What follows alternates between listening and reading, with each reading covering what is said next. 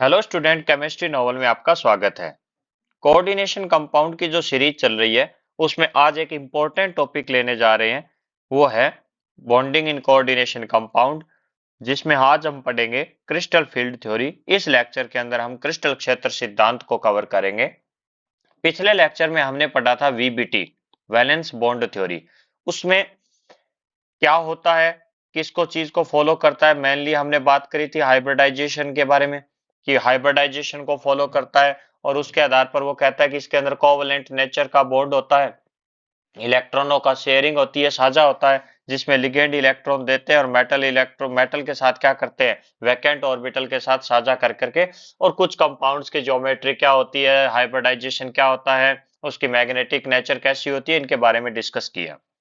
तो आज हम जो कवर करेंगे, यानी वीबीटी ने जो कमियां छोड़ दी थी उसको आज पूरी करने की कोशिश जो की है वो है क्रिस्टल क्षेत्र सिद्धांत ने। अगर कंटेंट पसंद आए तो लाइक कीजिए, शेयर कीजिए और चैनल को सब्सक्राइब कीजिए। स्टार्ट करते हैं अपने सीएफटी यानी क्रिस्टल क्षेत्र सिद्धांत, क्रिस्टल फील्ड थ्योरी। सबसे पहली बात आती है कि क्रिस्टल क्षेत्र सिद्धांत है क्या। क्रिस्टल क्षेत्र सिद्धांत है क्या, यानी क्रिस्टल फील्ड थ्योरी जो है वो क्या चीज है। Crystal field theory, crystal field theory की जब बात आती है तो बात शुरू होगी वीबीटी से। सर वीबीटी से कैसे शुरू होगी? हमने पढ़ा है वीबीटी ने कुछ कमियां छोड़ी थी। यानी सर वो कमियां क्या थी? एक तो वीबीटी है वो कलर के बारे में शो नहीं कर रहा था, बता नहीं रहा था कलर के बारे में, रंग के बारे में। किसके रंग के बारे में? कोऑर्डिनेशन कंपाउंड के, कंपाउंड्स के। कौन सा कंपाउंड? कोऑर्डिनेशन कंपाउंड जो है उसके रंग के बारे में ये एक्सप्लेन नहीं कर रहा है। वीबीटी एक्सप्लेन नहीं करती है, ठीक है सर, ये नहीं बताती है कि ये किस प्रकार रंग दर्शाते हैं, कि नहीं दर्शाते हैं, दर्शाते हैं तो क्यों दर्शा रहे हैं ये रंग। इसके अलावा इसकी जो मैग्नेटिक प्रॉपर्टी थी, मैग्नेटिक प्रॉपर्टी के बारे में ठीक है बता जरूर रही थी वीबीटी, लेकिन एक्सप्लेन नहीं किया जा रहा था वीबीटी के द्वारा। इसके अलावा सबसे बड़ी बात थी कि जो स्ट्रॉन्ग फील्ड है और वीक फील्ड लिगेंड है, स्ट्रॉन्ग फील्ड और वीक फील्ड लिगेंड, यानी प्रबल क्षेत्र और दुर्बल क्षेत्र जो लिगेंड है, इनके बीच में विभेद नहीं हो रहा था, डिफरेंशिएशन नहीं हो रहा था, डिस्टिंग नहीं कर रहे थे इन दोनों लिगेंड को। इन दोनों लिगेंड में वीबीटी विभेद नहीं कर पाती। तो ये कई कमियां थी, उसको पूरा करने का प्रयास सीएफटी ने किया है। तो नाम क्या है इसका? क्रिस्टल फील्ड थ्योरी, यानी क्रिस्टल क्षेत्र सिद्धांत। इसके बारे में तो इसको जो शुरुआत हुई ना, एच बेथे नामक का साइंटिस्ट था, एच बेथे। इस बेथे ने जो आयोनिक क्रिस्टल होते हैं, आयोनिक क्रिस्टल जो है, आयनिक कंपाउंड जो हैं, उनकी क्रिस्टलीय स्ट्रक्चर में प्रकाशीय गुणों की यानी ऑप्टिकल प्रॉपर्टी की व्याख्या कर रहे थे। वो प्रकाशीय गुणों की जब वो एक्सप्लेनेशन कर रहे थे, उस एक्सप्लेनेशन के दौरान उन्होंने क्रिस्टल फील्ड थ्योरी दी थी, क्रिस्टल फील्ड सिद्धांत दिया था, क्रिस्टल क्षेत्र सिद्धांत दिया था एच बेथे ने। लेकिन वो दिया किसके लिए था? आयोनिक कंपाउंड के जो ऑप्टिकल प्रॉपर्टीज है उनके डिस्कस करने के दौरान दिया था। लेकिन हमें तो क्या पढ़ना है, बाद में इसको अराउंड दैट 1950 के करीब ये कोऑर्डिनेशन कंपाउंड पर भी लागू की गई थ्योरी। तो वो क्या है थ्योरी और क्या इसके मेन पोस्टुलेट है, मुख्य बिंदु क्या है, हमें सबसे पहले डिस्कस करना है कि इसके मुख्य बिंदु क्या है, मेन कैरेक्टर्स या मेन फीचर्स क्या है। मेन फीचर्स क्या है इस थ्योरी के, चलिए बात करते हैं। वीबीटी कह रही थी कि मेटल और जो लिगेंड है उनके बीच में कोवैलेंट बॉन्ड पाया जा रहा है।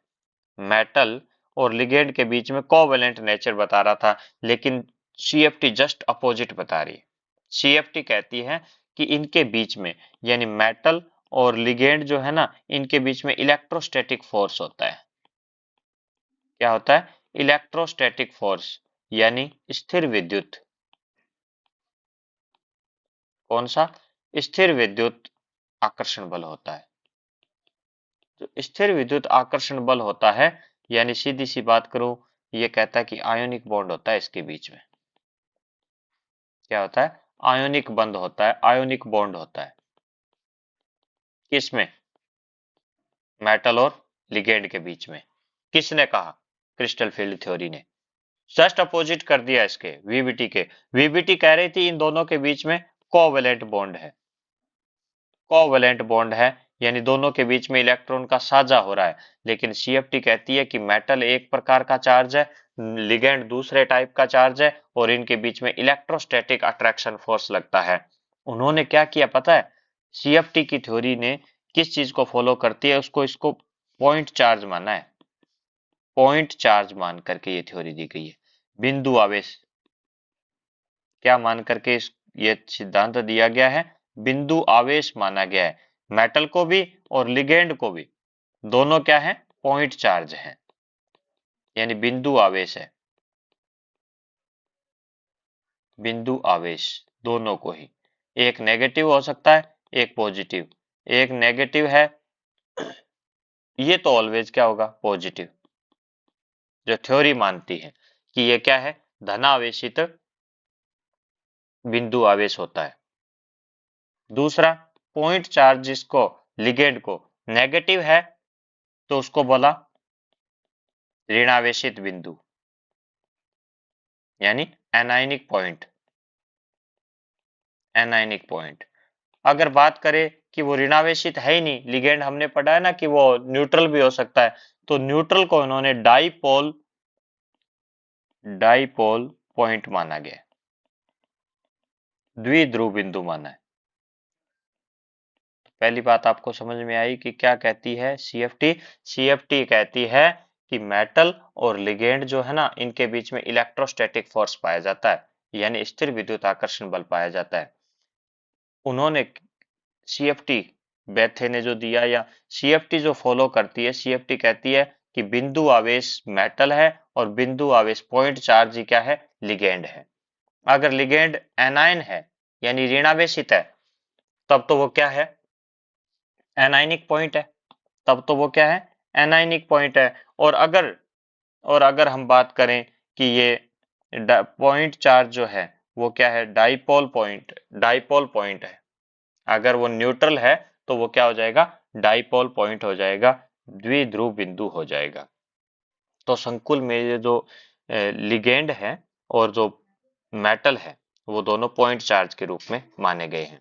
अब इसमें जो लिगेंड का जो पॉइंट चार्ज है, लिगेंड का जो पॉइंट चार्ज है, वो मेटल आयन की ओर क्या रहता है, स्थिर रहता है, यानी मेटल आयन की ओर अट्रैक्ट रहता है।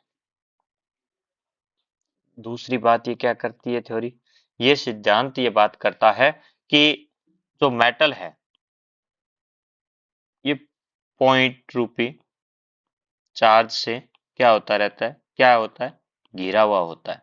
यानी इनको, लिगेंड को जो पॉइंट चार्ज माना, तो मेटल और लिगेंड के चारों, मतलब मेटल के चारों ओर लिगेंड क्या होता है, पॉइंट चार्ज के रूप में उपस्थित होता है।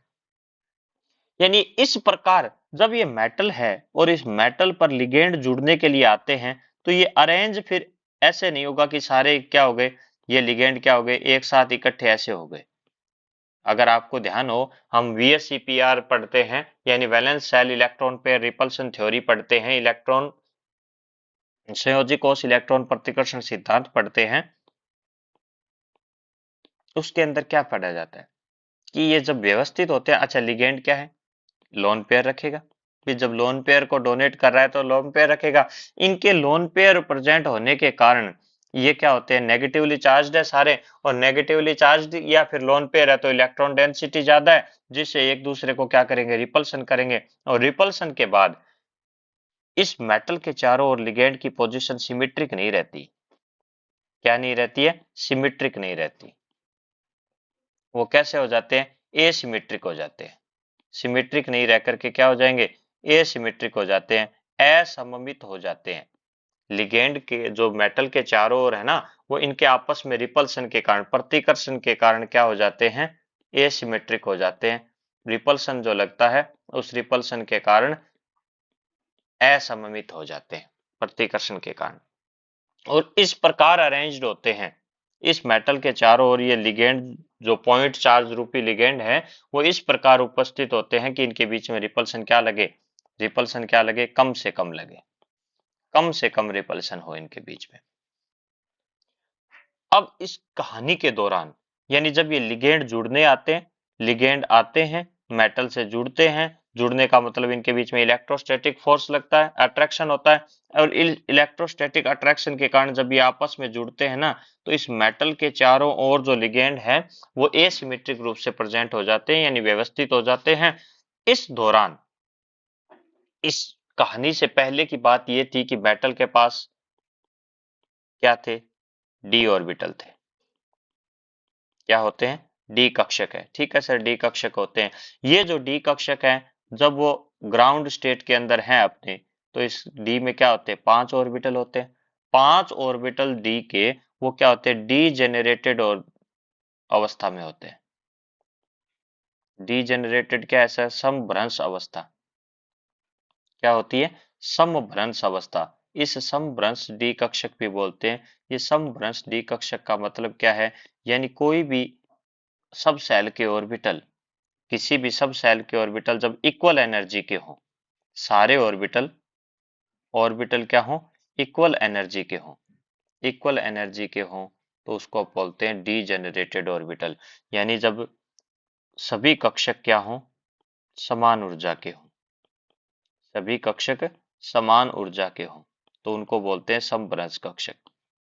डी में 5 ऑर्बिटल होते हैं, हम सारे जानते हैं। इस 5 ऑर्बिटल की ऊर्जा इक्वल होती है, ये भी जानते हो आप, सारे इक्वल ही होते हैं। 5 ऑर्बिटल डी के कौन कौन से होते हैं, d x y, d y z, d z x. ये तो इन बिटवीन एक्सिस होते हैं, अक्ष के मध्य उपस्थित होते हैं। ये क्या होते हैं, अक्ष के मध्य, इन बिटवीन एक्सिस, ये इन बिटवीन एक्सिस है। इसके अलावा d x square y square और ये डी जेड स्क्वायर, ये दो ऑर्बिटल जो होते हैं वो क्या होते हैं, अक्ष के ऊपर होते हैं, अक्ष पर स्थित होते हैं, एक्सिस पर होते हैं, एक्सिस पर स्थित होते हैं। तो ये पांचों ऑर्बिटल की एनर्जी इक्वल है, बिल्कुल कोई दिक्कत नहीं है, सारे ऊर्जा में समान है। कब तक, जब ये अपनी आयोनिक फॉर्म में है, मेटल जब धातु है वो अपनी आयनिक स्टेट में है, तब तक तो ये कहानी है। जब लिगेंड इन धातुओं के चारों ओर जुड़ने आते हैं, जब सुनना, ये मोस्ट इंपोर्टेंट, इस सीएफटी की खास बात यहीं पर है। जब लिगेंड, ये मेटल है, मेटल के पास धातु है, धातु के पास पांचों डी ऑर्बिटल क्या है, इक्वल एनर्जी के, समभ्रंश है। अब लिगेंड जब इसके साथ जुड़ने आएगा, लिगेंड के पास क्या है, लोन पेयर, लिगेंड के पास या तो लोन पेयर है या नेगेटिव चार्ज। तो ये जो लिगेंड जब इसके साथ जुड़ने के लिए आएगा, यानी इलेक्ट्रोस्टैटिक अट्रैक्शन होगा इनके बीच में, स्थिर विद्युत आकर्षण होगा, स्थिर विद्युत आकर्षण होगा, इलेक्ट्रोस्टैटिक अट्रैक्शन होगा। इस इलेक्ट्रोस्टैटिक अट्रैक्शन के दौरान इस डी ऑर्बिटल के इलेक्ट्रॉन, डी ऑर्बिटल के कितने भी हो सकते हैं, 1 2 3 4 5 कितने भी है, तो मैंने ऐसे जैसे 5 बना दिया। इन इलेक्ट्रॉन्स के बीच में और इसके इलेक्ट्रॉन के बीच में लगता है रिपल्शन।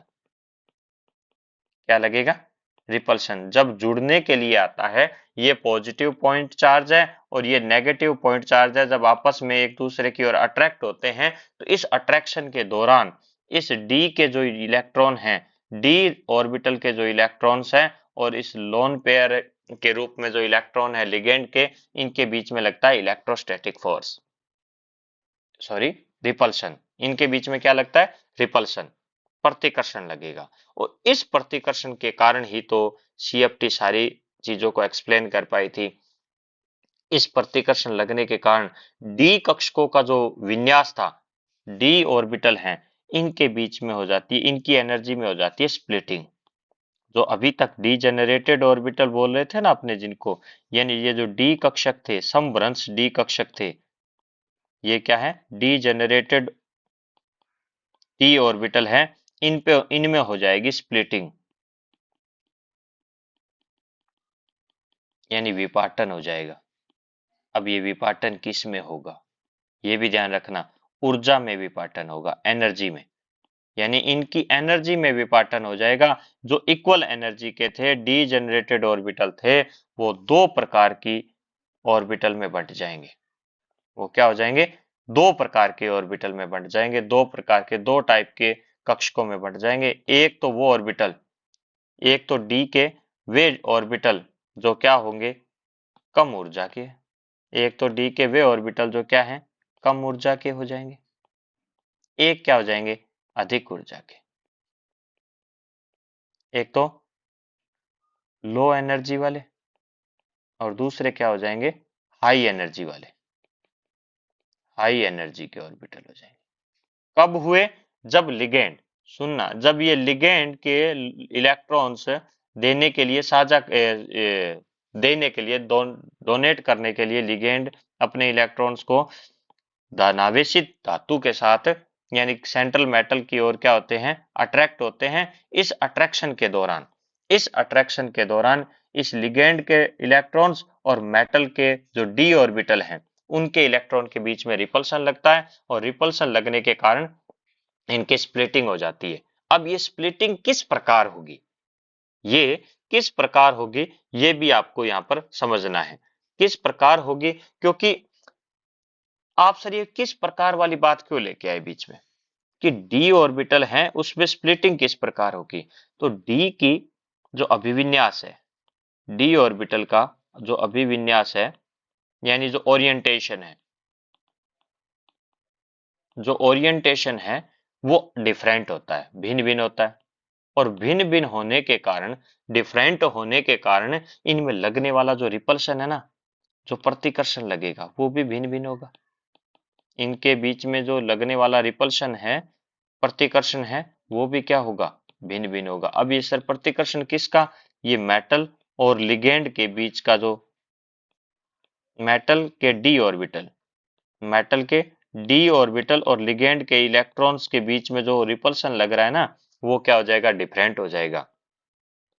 अब ये कैसे हो जाएगा, जो अगर लिगेंड जुड़ने आ रहा है, जिस डायरेक्शन में जुड़ने आ रहा है, लिगेंड जिस डायरेक्शन में जुड़ने आ रहा है उसका डी ऑर्बिटल अगर उसी डायरेक्शन में है, ये जो जो डी ऑर्बिटल इसकी डायरेक्शन के अंदर है, दोनों की अगर डायरेक्शन सेम है, दोनों की अगर डायरेक्शन इक्वल है, सेम है, समान है, दिशा सेम है, तब कहानी क्या होगी, तब दिशा समान है तो क्या होगा, जो प्रतिकर्षण लगेगा वो उच्च लगेगा, ज्यादा लगेगा, हाई रिपल्शन होगा।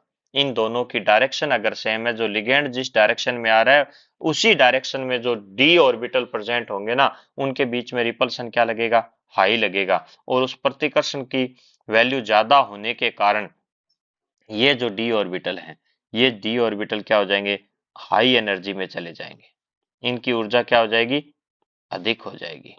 ये हाई एनर्जी में चले जाएंगे डी ऑर्बिटल जो लिगेंड की डायरेक्शन में आ रहे हैं। इसके अलावा जो लिगेंड की डायरेक्शन में नहीं है, जो डी कक्षक, जो डी ऑर्बिटल लिगेंड की, जो लिगेंड है इसकी दिशा में नहीं है यानी इसकी डायरेक्शन में नहीं है, उनकी एनर्जी कम हो जाएगी क्योंकि उनके बीच में रिपल्शन कम लगेगा, तो वो क्या चले जाएंगे, लो एनर्जी के हो जाएंगे। वो किस में बदल जाएंगे, कम ऊर्जा में, वो तो कम ऊर्जा के हो जाएंगे। और जो जिनकी बीच में ज्यादा रिपल्सन लग रहा है वो क्या हो जाएंगे, अधिक ऊर्जा के हो जाएंगे। तो ये सारी कहानी है किसके कारण, ये क्यों हुई कहानी, क्योंकि डी कक्षकों का ओरिएंटेशन क्या होता है, डिफरेंट होता है। और डिफरेंट होने के कारण ये डी कक्षक के सामने या किस दिशा में लिगेंड जुड़ने आ रहा है उसकी वजह से डी के और इस लिगेंड की डायरेक्शन के बीच में क्या हो गया, रिपल्सन लगा। और रिपल्सन मैक्सिमम लगा तब तो जिन और डी ऑर्बिटल के साथ मैक्सिमम लगा वो तो हो गए हाई ऊर्जा वाले, अधिक ऊर्जा वाले। और जिनके बीच में रिपल्सन क्या लगा, कम लगा, वो क्या हो गए, कम ऊर्जा वाले हो गए। अब ये जो इन दोनों के बीच के अंदर रिपल्सन की कहानी आई, इस रिपल्सन की कहानी में, इस रिपल्सन की कहानी में डी ऑर्बिटल और लिगेंड के बीच का जो प्रतिकर्षण है, इस प्रतिकर्षण के कारण ये जो डी ऑर्बिटल थे ना बेटा जी, ये जो डी कक्षक हैं वो क्या हो गए, डी जनरेसी समाप्त हो गई इनकी, इनकी क्या हो गई, डी जनरेसी समाप्त हो गई, समभ्रंशता क्या हो गई, इनकी समभ्रंशता समाप्त हो गई। अब ये इक्वल एनर्जी के नहीं रहे। इक्वल एनर्जी के नहीं रहने का कारण क्या है? मेन कारण क्या है? इनके बीच में रिपल्सन, या फिर हम बोलें कि जो धनावेशी धातु और लिगेंड के बीच का जो धनावेशी धातु था, धनावेशी धातु है और जो लिगेंड है, इनके बीच की जो इलेक्ट्रोस्टैटिक इंटरेक्शन है, स्थिर वैद्युत अंतरक्रिया है, स्थिर वैद्युत अंतरक्रिया जो है, इलेक्ट्रोस्टैटिक इंटरेक्शन जो है, इसकी वजह से इनकी डीजेनरेसी समाप्त हो गई, और इसकी डीजेनरेसी समाप्त होने के कारण दो प्रकार के डी ऑर्बिटल या दो एनर्जी लेवल के डी ऑर्बिटल बन गए। ये जो डी ऑर्बिटल थे वो टू टाइप के डी ऑर्बिटल में कन्वर्ट हो गए। अब कौन कितने में कैसे क्या हुआ वो अभी बात करेंगे, लेकिन इसी को क्रिस्टल क्षेत्र विपाटन बोलते हैं अपने, क्रिस्टल फील्ड स्प्लिटिंग, क्रिस्टल क्षेत्र विपाटन। किसको कहा क्रिस्टल फील्ड स्प्लिटिंग? किसको कहा गया crystal field splitting? Crystal field splitting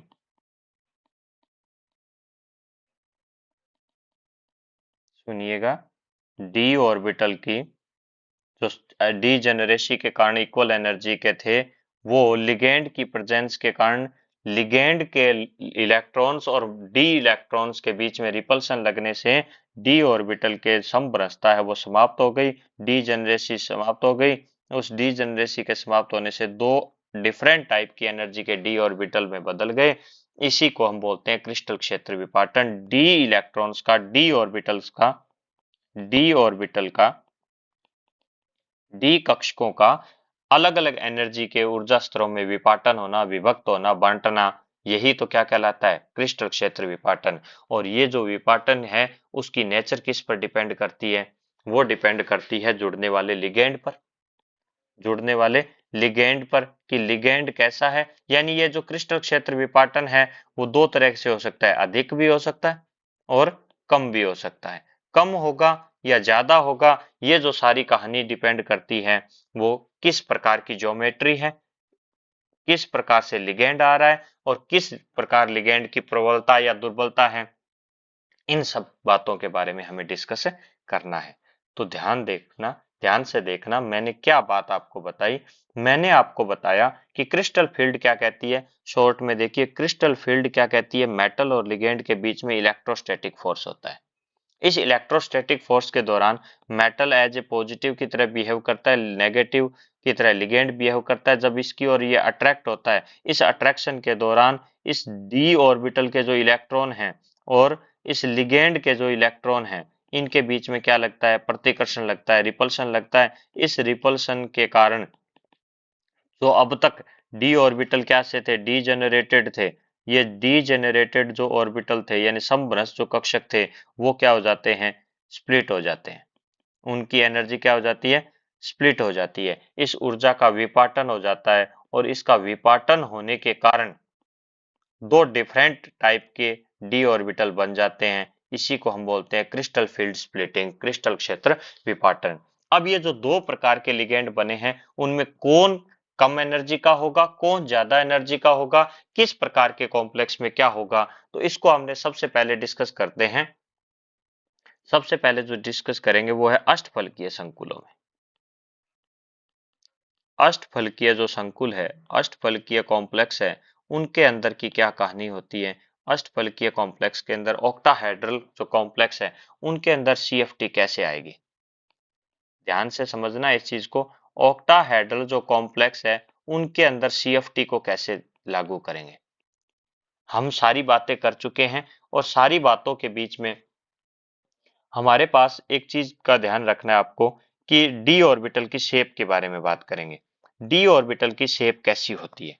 D orbital की शेप देखो, तीन एक्सिस होते हैं, एक्स और वाई, और एक क्या होता है? जेड होता है। जो क्या होता है? इसके परपेंडिकुलर इस तरह अपने बांध सकते हैं, ये जेड है। अभी मैं सिर्फ बात करूंगा केवल और केवल किसकी? एक्स और वाई की। एक्स और वाई के जो डी ऑर्बिटल में लोब भी क्या होती है बेटा जी? 2 लोब्स होती हैं, या वैसे 4 लोब्स होती हैं, 4 पालियां होती है इसके अंदर। तो ये अगर डी ऑर्बिटल है जो क्या है एक्स एक्सिस और वाई एक्सिस इन दोनों के बीच में उपस्थित है, इन दोनों के बीच में उपस्थित है एक्स और वाई के, तो उसको अपने बोलेंगे डी एक्स वाई। यानी ये ओरिएंटेशन देख रहे हैं हम डी का। अगर डी ऑर्बिटल अगर डी ऑर्बिटल एक्स और जेड के बीच में है, एक्स और जेड एक्सिस के बीच में है, तो हम उसको बोलेंगे D z x. D z x, यहाँ में एक्स और जेड ऐसे होते नहीं है एक्चुअल में, किसी को मान सकते हैं, लेकिन मैं एक बार रिप्रेजेंट कर रहा हूँ क्योंकि अपने 3D को इस पर बना नहीं सकते हैं, तो इसलिए इसको रिप्रेजेंट किया ऐसे। अगर ये y और z के बीच में हो जाए, तो अगर ये ऑर्बिटल y और z के बीच में हो जाए तो उसको बोलते हैं डी वाई जेड। तो ये तीन ऑर्बिटल, डी के तीन ऑर्बिटल तो ऐसे होते हैं जो क्या होते हैं एक्सिस के बीच में उपस्थित होते हैं, अक्ष के बीच में होते हैं, इन बिटवीन एक्सिस होते हैं, इन बिटवीन एक्सिस होते हैं। और ये एक्सिस कौन कौन सी है, एक्स है, वाई है और जेड है। तो डी के तीन ऑर्बिटल इन बिटवीन एक्सिस होते हैं, कौन कौन से, d x y, d y z, y z और डी जेड एक्स, ये तीनों होते हैं। अब सर दो और रह गए, क्योंकि आपने बताया था कि डी में कितने होते हैं, 5 होते हैं, तो वो दो और की जब बात करेंगे ना, इनको ध्यान से समझना। इन दोनों के अंदर जब बात आएगी तो देखना, ये एक्सिस के ऊपर होते हैं, अलोंग द एक्सिस, अक्ष के ऊपर होते हैं। ये एक्स एक्सिस है, ये वाई एक्सिस है, तो ये एक्स के ऊपर है। यानी ये क्या है, d x square y square, जो एक्सिस के ऊपर है, along the axis, along the axis, जो अक्ष के ऊपर स्थित होते हैं उनको क्या बोलते हैं, ये डी, ये कौन कौन से है, ये डी जेड स्क्वायर की कहानी देखना। ये वाला डी, एक तो जो दो लोब्स हैं वो क्या है, जेड एक्सिस के ऊपर है, और बाकी की जो लोब्स हैं वो कहाँ होंगी, वो क्या होंगी, एक्स वाई और जेड तीनों के अंदर एक डिस्क लाइक स्ट्रक्चर के रूप में उपस्थित होगी। ये कहाँ होंगी, एक्स वाई और जेड में डिस्क लाइक स्ट्रक्चर में उपस्थित होगी। ये पूरा, अगर आपको पूरा इस डी की शेप को समझना है तो आपके केमिकल बॉन्डिंग चैप्टर के अंदर आपको मिल जाएगा, वहां का वीडियो देख लीजिए। बात करते हैं ये डी जेड स्क्वायर। अभी के लिए अपने को समझ में आ गया कि दो एक्सिस, दो डी ऑर्बिटल तो क्या है एक्सिस के ऊपर है, और तीन डी ऑर्बिटल क्या है, इन बिटवीन एक्सिस है। तो ये इस डी का जो ओरिएंटेशन है वो डिफरेंट हो गया। अब बात करते हैं अपने सीएफटी की। जब सीएफटी की बात आएगी तो सीएफटी ऑक्टाहेड्रल में लिगेंड कैसे जुड़ा हुआ होगा, ऑक्टाहेड्रल में लिगेंड कैसे जुड़ा हुआ होगा। ये ऑक्टाहेड्रल शेप है, ध्यान से देखना। इस ऑक्टाहेड्रल शेप में ये अपने, मैंने माना एक्स एक्सिस, ये वाई एक्सिस और ये क्या है, जेड एक्सिस, तीन एक्सिस है। तो ये ऑक्टाहेड्रल शेप ऐसे होती है, हम पूरा पढ़ चुके हैं, बहुत बार पढ़ लिया हमने। इसकी समाव्यता के अंदर जनरली अपने ऐसे बनाते हैं, मेटल है, मेटल के साथ लिगेंड जुड़ गया, चार लिगेंड एक ही प्लेन के अंदर, दो ligand above the plane below the plane, यानी इस प्लेन के ऊपर और नीचे। इस प्रकार ये ऑक्टाहेड्रल है। इसी ऑक्टाहेड्रल शेप को अगर मैं अगर मैं थोड़ा सा इस तरह टेढ़ा कर दूं, इस तरह टेढ़ा कर दूं, तो यानी ये जो शेप बनेगी, इसके अंदर आपको क्या ध्यान रखना है, ये आपको तिरछा करने का, दिखाने का मतलब क्या है, ये 3D के रूप में दिखाने की बात। ये मेटल ऐसे है, ऐसे।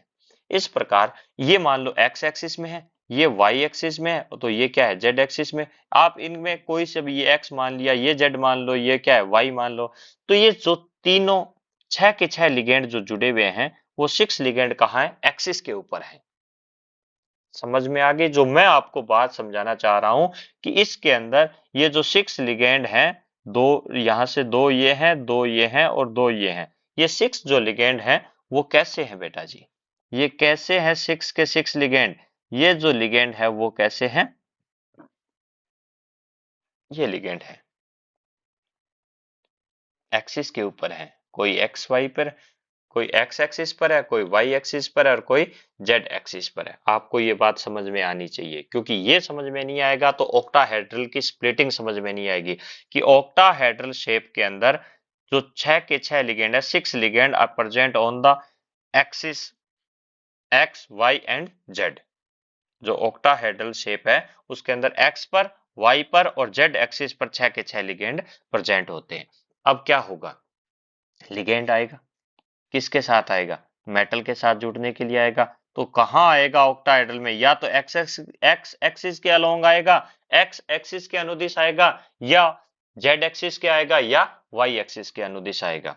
ठीक है, अब इस मेटल के पास क्या है, डी ऑर्बिटल है। अब डी ऑर्बिटल में सुनते जाना, अब डी ऑर्बिटल के अंदर वापस बात करें तो डी ऑर्बिटल में लिगेंड अगर एक्स एक्सिस पे आया, लिगेंड क्या आएगा, एक्स एक्सिस पे, तो यहां जब आएगा तो ये वाला ऑर्बिटल कौन सा, डी एक्स वाई ऑर्बिटल है, वो इसके सीध में नहीं आएगा।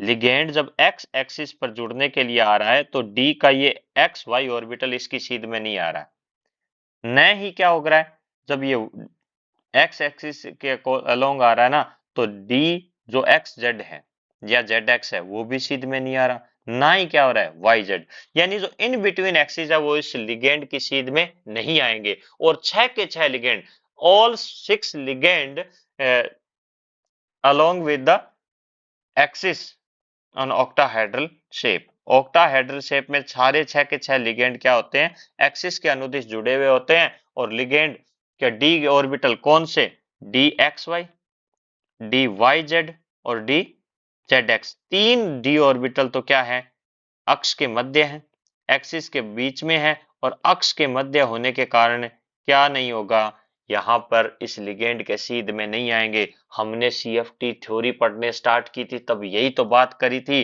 कि लिगेंड जब मेटल की ओर जुड़ने आता है तो डी ऑर्बिटल, वो डी ऑर्बिटल जो एक्सिस के सीध में आते हैं, यानी इस लिगेंड के सीध में आते हैं, उनमें रिपल्सन ज्यादा लगता है, और जिनके बीच में रिपल्सन ज्यादा होगा उनकी एनर्जी क्या हो जाएगी, हाई एनर्जी वाले बन जाएंगे वो। लेकिन यहां अगर इन तीनों की बात करें, अगर हम इनकी बात करें तो इनकी एनर्जी क्या हो जाएगी, कम हो जाएगी। क्यों हो जाएगी, क्योंकि ये क्या है, अक्ष के बीच में है, और जब लिगेंड एक्सिस पर आएगा तो ये इन तीनों में से कोई भी इस लिगेंड की सीध में नहीं आएगा, और सीध में नहीं आएगा तो कम रिपल्सन के कारण इनकी एनर्जी डाउन हो जाएगी, इनकी एनर्जी लो एनर्जी ऑर्बिटल में ये बदल जाएंगे।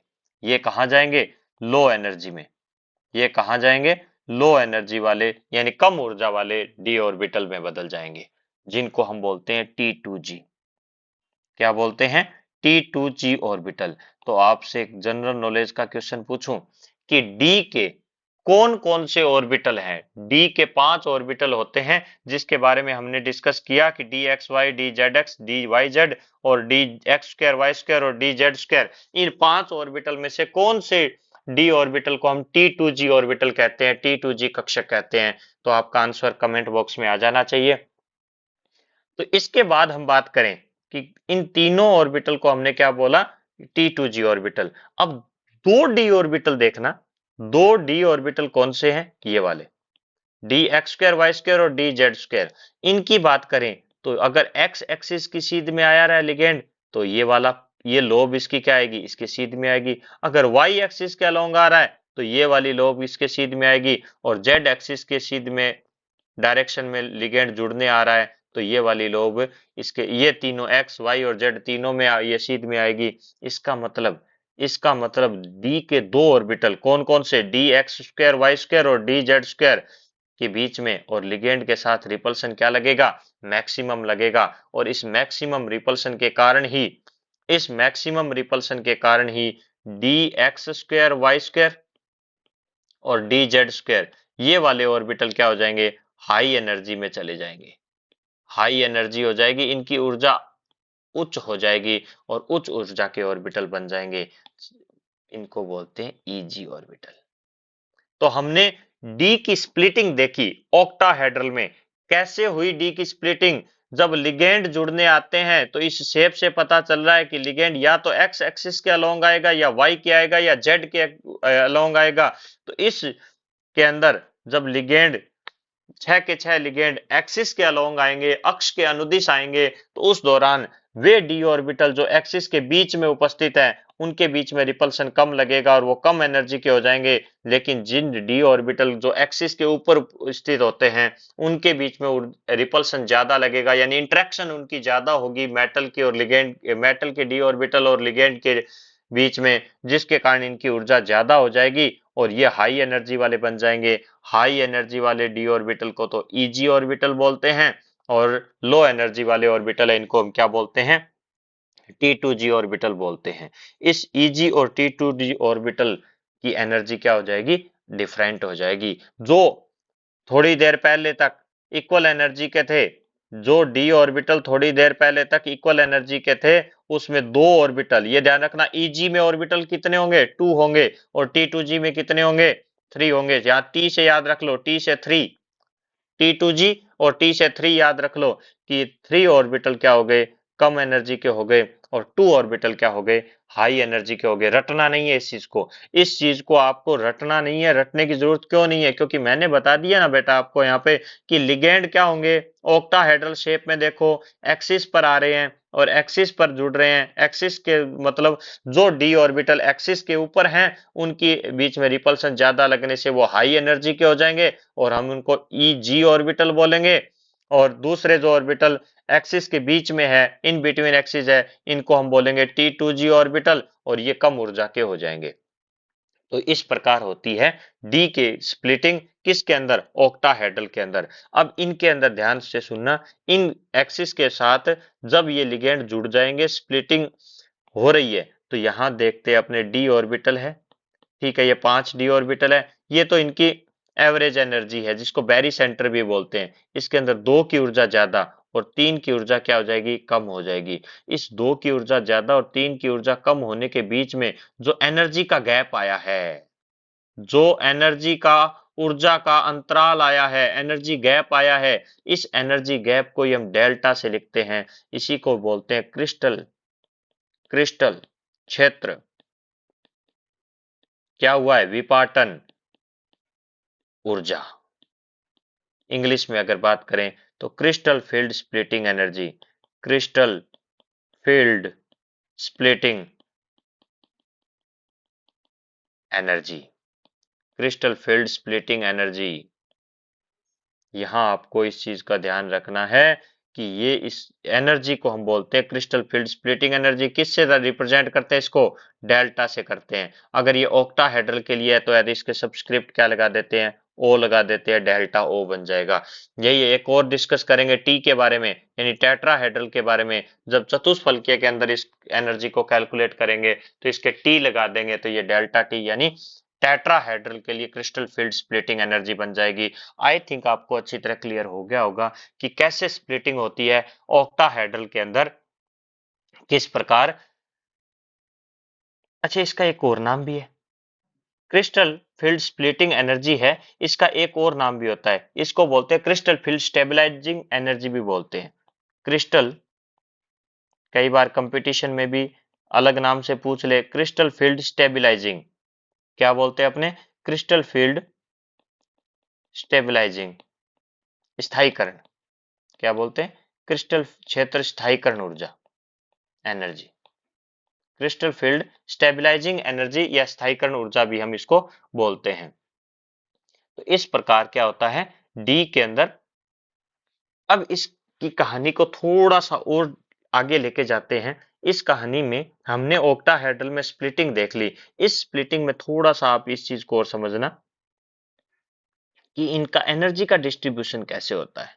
डी के कितने ऑर्बिटल थे, 5। कैसे थे, डीजेनरेटेड थे, कैसे थे, डीजेनरेटेड, समभ्रंश थे। फिर हुआ क्या सर, फिर लिगेंड जुड़ने के लिए आए, और लिगेंड जुड़ने के लिए आए तो इन डी वालों को कहा जो जो हमारी सीध में आ रहा है उनके हमारे किक ज्यादा पड़ेगी, यानी उनके ऊपर लात हमारी ज्यादा पड़ेगी, और जो ज्यादा पड़ी तो वो उच्च ऊर्जा वाले में बदल गए, यानी d x square y square और डी जेड स्क्वायर वाले जो अलोंग द एक्सिस थे उनके, इनकी एनर्जी का ध्यान से, ये अगर मैं एवरेज एनर्जी जिसको बैरी सेंटर भी बोलते हैं, यहां से ये जो इनकी एनर्जी बनी है, ये वाली एनर्जी हमेशा ही डेल्टा ओ के साथ कैसे होगी, 3/5 के रूप में रिलेटेड होगी। इसका मतलब क्या है सर, मैं अभी आपको समझाऊंगा। और जो कम एनर्जी होगी, यानी जो जिनकी एनर्जी में कमी आएगी, वो जो कमी आएगी जिनको अपने T2G ऑर्बिटल बोला है, जो क्या है, dxy है, dyz है और dzx है, ये इन तीनों ऑर्बिटल की एनर्जी जो कम होगी, वो हमेशा जो इनके अंदर जो डिक्रीजिंग वैल्यू होगी ना, वो हमेशा ही जो इंक्रीजिंग वैल्यू होगी उससे कम ये जो इन बिटवीन एक्सिस है ना, उनकी एनर्जी में चाहे आप कमी कर रहे हो चाहे आप वृद्धि कर रहे हो, वो हमेशा ही कम होगी अलोंग द एक्सिस वालों की तुलना में। यानी ये वाली जो होगी वो किस प्रकार कैलकुलेट कर पाएंगे इसको, 2/5 डेल्टा ओ से। इसका मतलब क्या है समझना, अगर आप एनर्जी 10 DQ ले रहे हो, कौन सी energy, CFSE, crystal field stabilising energy बोल दो चाहे क्रिस्टल फील्ड स्प्लिटिंग एनर्जी बोल दो, जिसको अपने डेल्टा से रिप्रेजेंट किया है, ऑक्टाहेड्रल के लिए ओ लगा दिया। तो ये जो डेल्टा ओ अगर 10 DQ है, 10 DQ है अगर एनर्जी,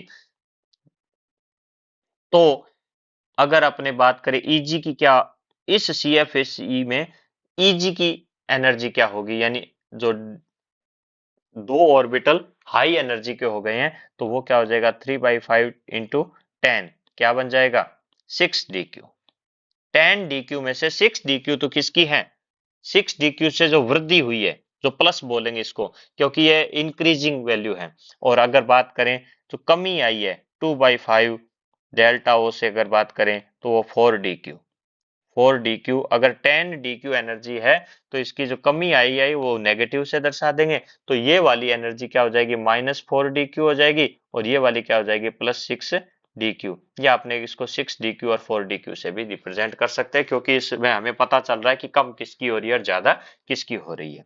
तो ये T2G ऑर्बिटल और EG ऑर्बिटल की क्रिस्टल फील्ड स्प्लिटिंग एनर्जी को इस प्रकार भी हम ज्ञात कर सकते हैं।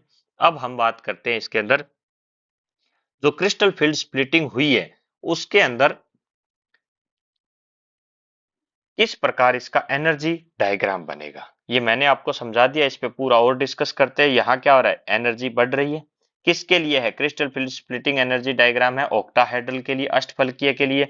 और हम बात करें तो ये वाली स्टेट कौन सी थी, D generated d orbital in free ions, ये समझना समभ्रंश कक्षक है।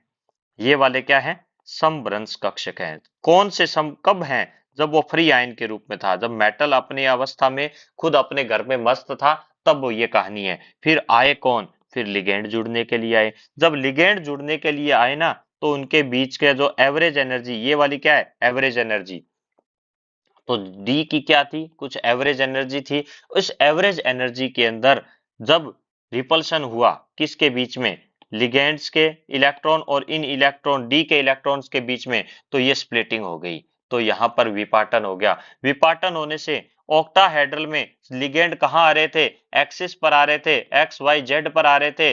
तो जो जो डी के ऑर्बिटल एक्सिस पर इसकी सीध में आए, उनके रिपल्सन ज्यादा लगा। उनमें से कौन कौन था, dx² y² और dz², इनकी ऊर्जा बढ़ गई। कितनी बढ़ी, 3/5 डेल्टा ओ के अकॉर्डिंग बढ़ गई। और 2/5 डेल्टा ओ के अकॉर्डिंग जिनकी कम हो गई, वो थे dxy dyz dzx, जो क्या थे, इन बिटवीन एक्सिस थे। इनको हमने T2G ऑर्बिटल बोला, इनको हमने EG ऑर्बिटल बोला। जो ये वृद्धि हुई है, EG में वृद्धि होगी, जो इंक्रीज वैल्यू होगी EG की हमेशा ही ज्यादा होगी T2G की वैल्यू से। चाहे अगर ईजी में वृद्धि हो रही है, चाहे हम टेट्राहेड्रल में कमी भी करेंगे, तो वो भी क्या होगी, हमेशा ही T2G से जो कमी होगी वो भी क्या होगी, ज्यादा होगी। जो इंक्रीजिंग डिक्रीजिंग वैल्यू है ईजी की, वो हमेशा ही क्या होगी, T2G के कंपैरिजन में ज्यादा होगी। ये भी ध्यान रखना है। तभी तो ये 3/5 डेल्टा ओ है, ये क्या है, 2/5 डेल्टा ओ है। डेल्टा ओ का मतलब ये जो एनर्जी का गैप है, किसके, स्प्लिटिंग होने के बाद, ये ध्यान देना, स्प्लिटिंग होने के बाद उच्च ऊर्जा के और निम्न ऊर्जा के जो ऑर्बिटल है, इनके बीच का जो एनर्जी गैप है, इसी को हमने क्या बोल दिया है, क्रिस्टल फील्ड स्टेबिलाईजिंग एनर्जी, या क्रिस्टल क्षेत्र स्थायीकरण ऊर्जा, या क्रिस्टल क्षेत्र विपाटन ऊर्जा। ओ यहाँ ऑक्टाहेड्रल के लिए आया है। तो ये splitting of d orbital in octahedral crystal field है, जो मैंने आपको ये एनर्जी डायग्राम बनाया। बोर्ड एग्जाम के पॉइंट ऑफ व्यू से तो मोस्ट इंपॉर्टेंट है, आपको अच्छी तरह ऐसे कैसे छाप के आना है, ऐसे कैसे उस एग्जाम के अंदर छापना है। वरना आपको अगर बात करें कंपटीशन एग्जाम में, तो भी बहुत हेल्प करेगा बहुत सारे क्वेश्चन को सॉल्व करने में। तो ये अष्टफलकीय संकुलों के अंदर ऐसे कहानी होती है, क्रिस्टल फील्ड स्प्लिटिंग एनर्जी होती है। अब ये बात आई कि इस एनर्जी का मान भी कम ज्यादा हो सकता है क्या? बिल्कुल हो सकता है। ये स्टूडेंट्स बिल्कुल इस डेल्टा ओ का जो मान है वो कम ज्यादा हो सकता है। ये डिपेंड कहाँ कहाँ करता है? ये सबसे ज्यादा जो डिपेंड करता है वो करता है लिगेंड पर। इस लिगेंड पर, ये जो लिगेंड जब इसके साथ जुड़ने के लिए आ रहे हैं ना, वो जब अगर स्ट्रॉन्ग फील्ड से है या वीक फील्ड, यानी इस लिगेंड की नेचर कैसी है। लिगेंड अगर ज्यादा प्रतिकर्षण लगाएगा तो एनर्जी का गैप हमेशा ही ज्यादा होगा, यानी इनके बीच की एनर्जी क्या होगी?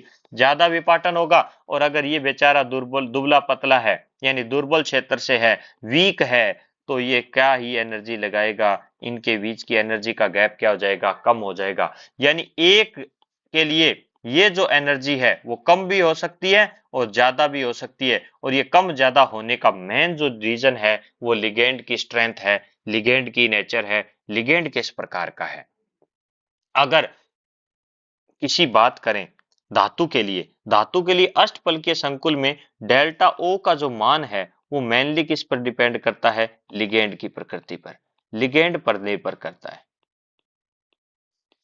लिगेंड पर डिपेंड करता है। अब ये लिगेंड पर डिपेंड कैसे करता है? अगर इनके बीच का इनके बीच का देखना, इस स्प्लिटिंग के बाद इनके बीच का गैप, एक तो ये आया है, ये डेल्टा ओ है। अगर ये वाली गैप आया है, ये अगर इनके बीच का गैप इस प्रकार है, तो अगर इनके डेल्टा ओ का मान ज्यादा है, हाई है, ये जिस लिगेंड की प्रेजेंस में ऐसा हुआ है वो प्रबल क्षेत्र है, स्ट्रॉन्ग फील्ड है। यानी प्रबल क्षेत्र लिगेंड जो वीबीटी नहीं बता पा रही थी, यहां सीएफटी कह रही है कि वो लिगेंड जो इस डेल्टा ओ का मान अधिक रखता करवाता है, यानी स्प्लिटिंग के बाद इसका वैल्यू ज्यादा हो जाती है, वो स्ट्रॉन्ग फील्ड लिगेंड है। वो क्या है? स्ट्रॉन्ग फील्ड लिगेंड है। अगर जिसकी एनर्जी का गैप कम हो, वो के बेचारा लिगेंड क्या है? बेचारा ही है, यानी वीक फील्ड लिगेंड है वो क्या है? वीक फील्ड, दुर्बल क्षेत्र लिगेंड है। किस कौन सा? जिसके लिए डेल्टा ओ का मान क्या होता है? कम होता है। और जिसके लिए डेल्टा ओ का मान ज्यादा होता है वो कैसा होता है? स्ट्रॉन्ग फील्ड लिगेंड होता है। ये किस पर डिपेंड करता है? लिगेंड की नेचर पर डिपेंड करता है। इसी लिगेंड की नेचर को समझने के लिए या इसी लिगेंड की नेचर के आधार पर एक सीरीज बनाई गई लिगेंड की, इसी नेचर के आधार पर लिगेंड की एक सीरीज बनाई गई, उसको अपने बोलते हैं स्पेक्ट्रोकेमिकल सीरीज। क्या बोलते हैं? स्पेक्ट्रो रासायनिक श्रेणी, स्पेक्ट्रोकेमिकल सीरीज, स्पेक्ट्रो रासायनिक श्रेणी किसको बोलते हैं? लिगेंड को नहीं, लिगेंड की सीरीज को। स्पेक्ट्रोकेमिकल सीरीज हम बोलेंगे, लिगेंड की सीरीज को बोलेंगे कौन सी series? Spectrochemical series, sorry, spectrochemical series जो बोलेंगे, स्पेक्ट्रो रासायनिक सीरीज जो बोलेंगे वो लिगेंड की सीरीज है। अब लिगेंड की सीरीज है तो लिगेंड की सीरीज किस बेसिस पे बनाई गई है?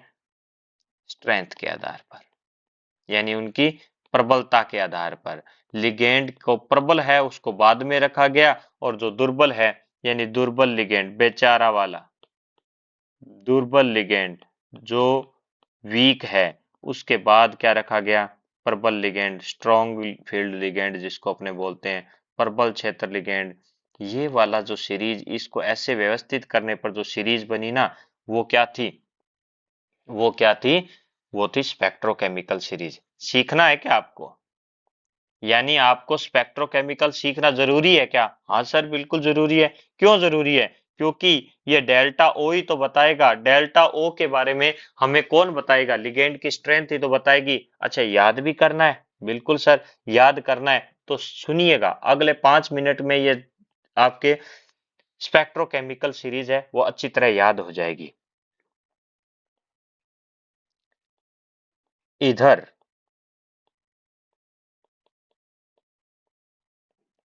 बाहर का सीन,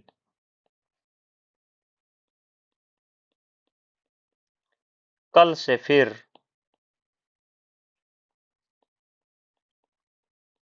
हो गया पानी पानी। इधर बाहर का सीन कल से फिर हो गया पानी पानी। नाचे, नाचे इधर तो, नाचे इधर तो अमोनिया, नाचे इधर तो अमोनिया, इनमें नहीं कंट्रोल कोई नहीं, इनमें कोई कंट्रोल नहीं, या इसमें ऐसे लिखो, इनमें, इनमें कंट्रोल नहीं कोई नहीं, इनमें कंट्रोल नहीं कोई।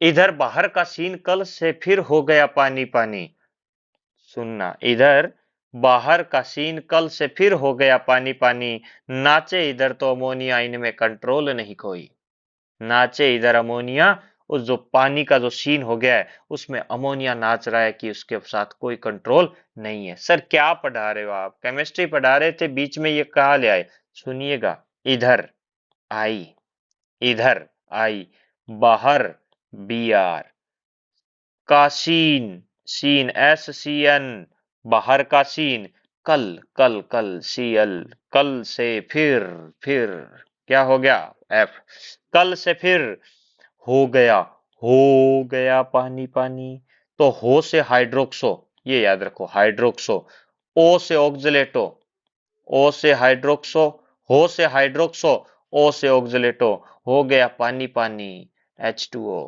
क्या हो गया, पानी पानी। नाचे, नाचे कौन, NCS, नाचे, नाचे इधर तो, ED, इधर, TA, इधर तो कौन, इधर तो अमोनिया, कौन नाच रहा है, अमोनिया, इनमें, इनमें कंट्रोल, कंट्रोल CN कोनी, या एंट्रो कंट्रोल नहीं कोई। याद हो गई सीरीज, नहीं हुई, चलिए एक बार और करते हैं। इधर बाहर का सीन कल से फिर हो गया पानी पानी, इधर बाहर का सीन कल से फिर हो गया पानी पानी, नाचे इधर तो अमोनिया, इनमें कंट्रोल नहीं कोनी। चलिए बात करते हैं, आई, इधर का आई, बाहर का BR, सीन का SCN, कल का CL, फिर का F, हो गया, हो से H का हाइड्रोक्सो, O का ऑक्सलेटो, पानी का H2O, नाचे NCS, इधर तो EDTA4-, अमोनिया का अमोनिया, इनमें IEN, और कंट्रोल नहीं CN, कोई का मतलब CO। ये वाली एंड की आपकी सीरीज याद है तो आप बता पाओगे कि पानी, जब तक पानी हो रहा था पानी पानी, तब तक तो थे वो वीक, और फिर जैसे ही उनमें पानी पानी हो गया तो नाचने के लगे, तब से हो गए वो सारे स्ट्रॉन्ग, तब से क्या हो गए, स्ट्रॉन्ग। तो H2O को वीक फील्ड की तरह यूज में लेना है, बाकी इसके बाद वाले ये क्या है, ये सबसे स्ट्रॉन्ग, सबसे स्ट्रॉन्ग कार्बोनिल, बात करेंगे एक लेक्चर के अंदर जिसमें कार्बोनिल कंपाउंड्स के बारे में बातें करेंगे। तो इस सीरीज को थोड़ा सिस्टमेटिक कर लेते हैं, इस सीरीज को अपने थोड़ा सिस्टमेटिक कर लेते हैं कि इधर बाहर का सीन कल से, अच्छा एक मिनट एक मिनट, कल से रह गया ना, से S-2, कल से S-2, कल से S-2, ये से का मतलब S-2, कल से, कल से फिर, कल से फिर हो गया, हो का मतलब हाइड्रोक्सो, ऑक्सलेटो, ऑक्सलेटो, हो गया पानी, पानी। नाचे, नाचे कौन नाचे, इधर तो, कौन नाचे इधर तो, कौन नाचे इधर तो, कौन नाचे इधर तो, कौन नाच रहा है भी, अमोनिया, अमोनिया, अमोनिया नाच रहा है, तो इनमें, किनमें, अमोनिया में, इनमें, इनमें क्या नहीं है, कंट्रोल नहीं, कंट्रोल नहीं का कोई।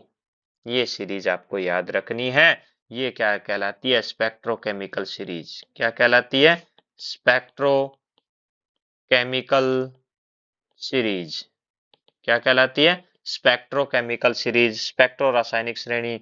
यहाँ इसमें हाइड्रोजन तक से पहले, पहले जब पानी पानी हुआ था उससे पहले क्या थे, सारे दुर्बल थे, वीक थे, और पानी पानी हो गया उसके बाद सारे नाचने लगे, यानी नाचने के बाद वाले क्या है, स्ट्रोंग हो गए। तो ये स्पेक्ट्रोकेमिकल सीरीज है, ये हमें बताती है। ये स्पेक्ट्रोकेमिकल सीरीज इधर से इधर जाते हैं तो लिगेंड की क्या हो रही है, प्रबलता बढ़ रही है।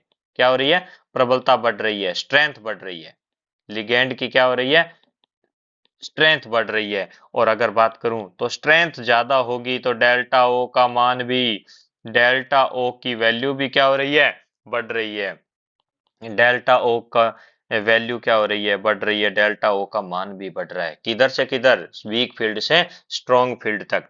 तो आई थिंक आपके ये समझ में आ गया। ये समझ में आ गया तो मैंने यही तो बताया थोड़ी देर पहले, मैंने यही तो बताया कि ये वाला गैप कम भी हो सकता है और ज्यादा भी हो सकता है। ये वाला गैप कौन से वाला, ये वाला गैप, उसी ऑक्टाहेड्रल के लिए भी ये वैल्यू ज्यादा भी हो सकती है और ये वाली वैल्यू कम भी हो सकती है। कम कब होगा, कम कब होगा और ज्यादा कब होगा, ये किस पर डिपेंड करता है, लिगेंड की नेचर पर। तो लिगेंड की नेचर को हम प्रैक्टिकली जब प्रूव करते हैं तो हमारे पास ये सीरीज आती है, जिस सीरीज को हम क्या बोलते हैं, स्पेक्ट्रोकेमिकल सीरीज, स्पेक्ट्रो रासायनिक श्रेणी। इस स्पेक्ट्रो रासायनिक श्रेणी में ये वाले हाइड्रोजन H2O से पहले पहले वाले दुर्बल हैं, उसके बाद वाले क्या है, स्ट्रॉन्ग फील्ड है। अगर कोबाल्ट ये सॉरी कार्बोनिल लिगेंड आ रहा है, अगर जुड़ने के लिए कार्बोनिल लिगेंड आ रहा है तो डेल्टा ओ ज्यादा होगा। अगर I माइनस आ रहा है तो डेल्टा ओ यानी स्प्लिटिंग क्या होगी, कम होगी। ये किसके आधार पर पता चला हमें, ये पता चला हमें लिगेंड की नेचर से। और लिगेंड की नेचर कैसे, कौन बताएगा, स्पेक्ट्रोकेमिकल सीरीज।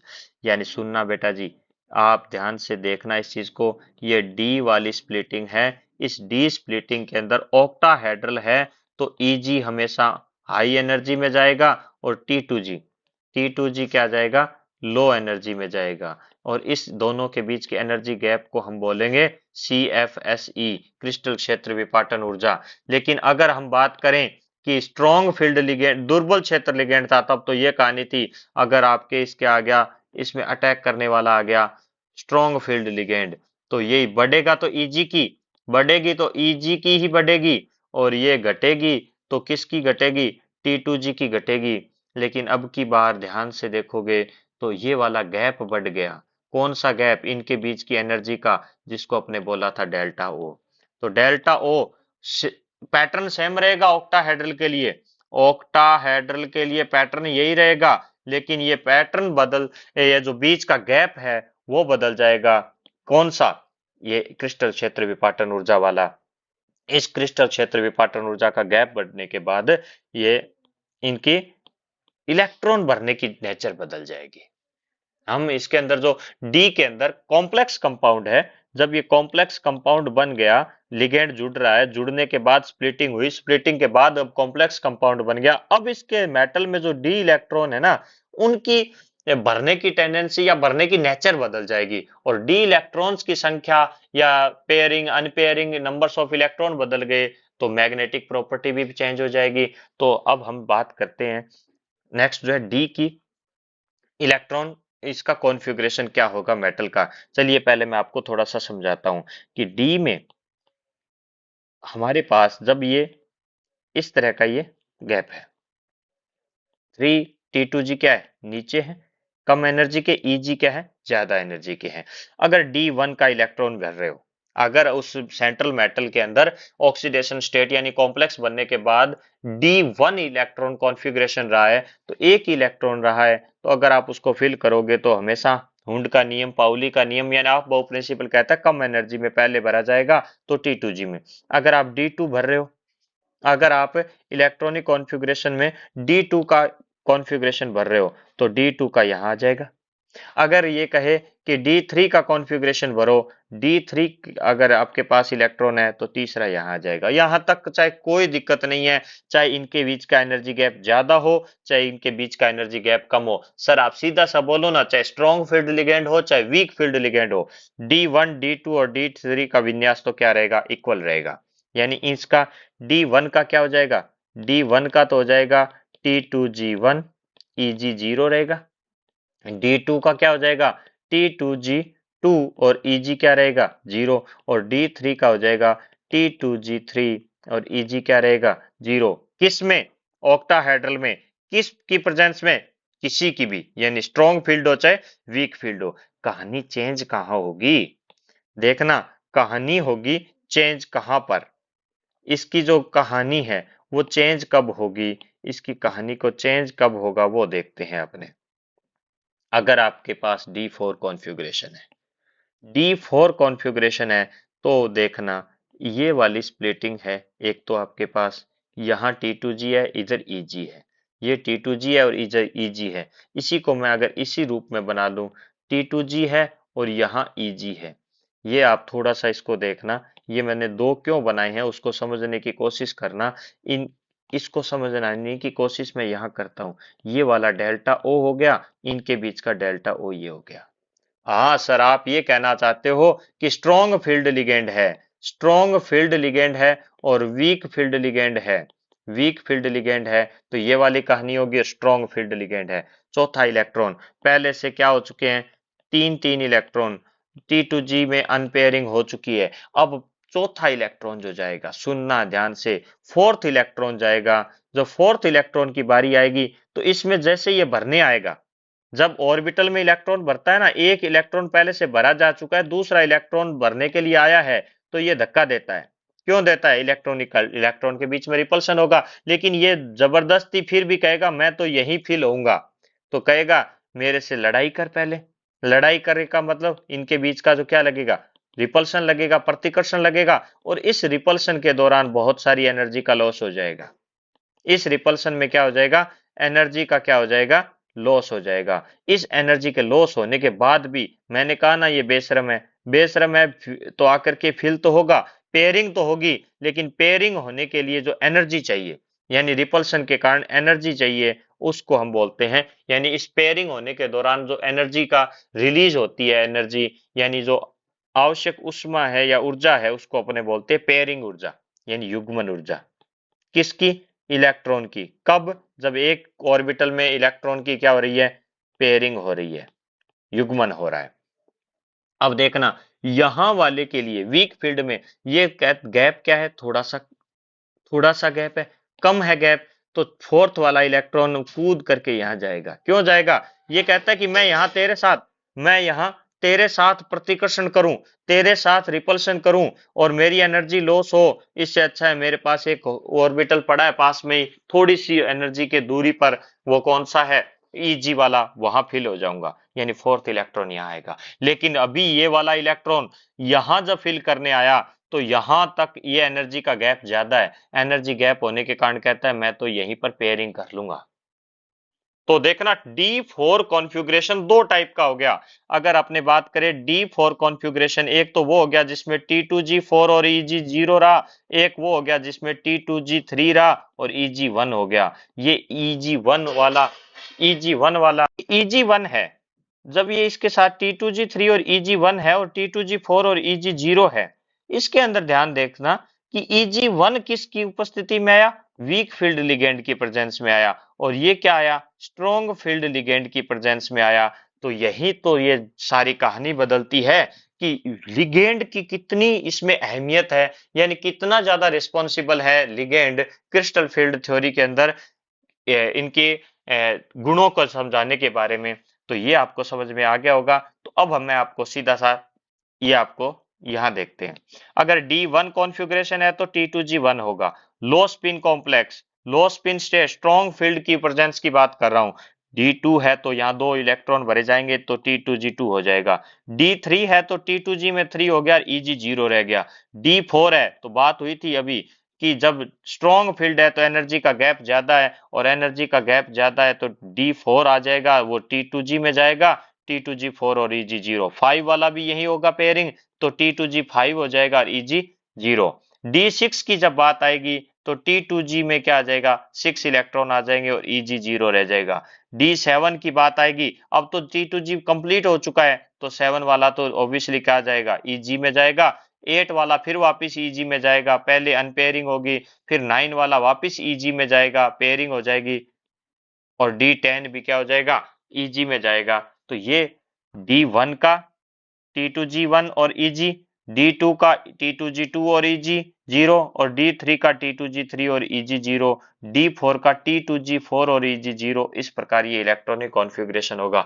यही बात अगर अपने हाई स्पिन स्टेट यानी वीक फील्ड लिगेंड की प्रेजेंस में करें तो इसके अंदर D1 में क्या हो जाएगा, यही सेम ही रहेगा इसके जैसा, और D2 भी सेम रहेगा और D3 भी सेम रहेगा। लेकिन D4 में हमने बात करी इनका बीच का एनर्जी गैप कम होता है, तो पहले पेयरिंग नहीं होगी T2G में, पहले कहा जाएगा Eg में इलेक्ट्रॉन जाएगा, तो कॉन्फ़िगरेशन हो जाएगा T2G3 और Eg1। कंपटीशन में सीधा सीधा पूछा जाता है ऑक्टाहेड्रल के अंदर वीक फील्ड की प्रेजेंस में D5 का विन्यास क्या होगा, तो क्या हो जाएगा T2G3 और Eg2 हो जाएगा। अब ये जब सारी अनपेयरिंग हो गई तो 6 वाला इलेक्ट्रॉन वापस क्या आ जाएगा, फिल हो जाएगा T2G4 और Eg में, और 7 वाला T2G5 और Eg में। 8 वाला देखो, अब ध्यान से देखना, 8 वाले के अंदर क्या कहानी हुई, जब यहां पर सारे पेयरिंग हो गई तो ये वाला 8 वाला विन्यास D8 वाला चाहे स्ट्रॉन्ग फील्ड है चाहे वीक फील्ड है सेम हो गया, इक्वल हो गया।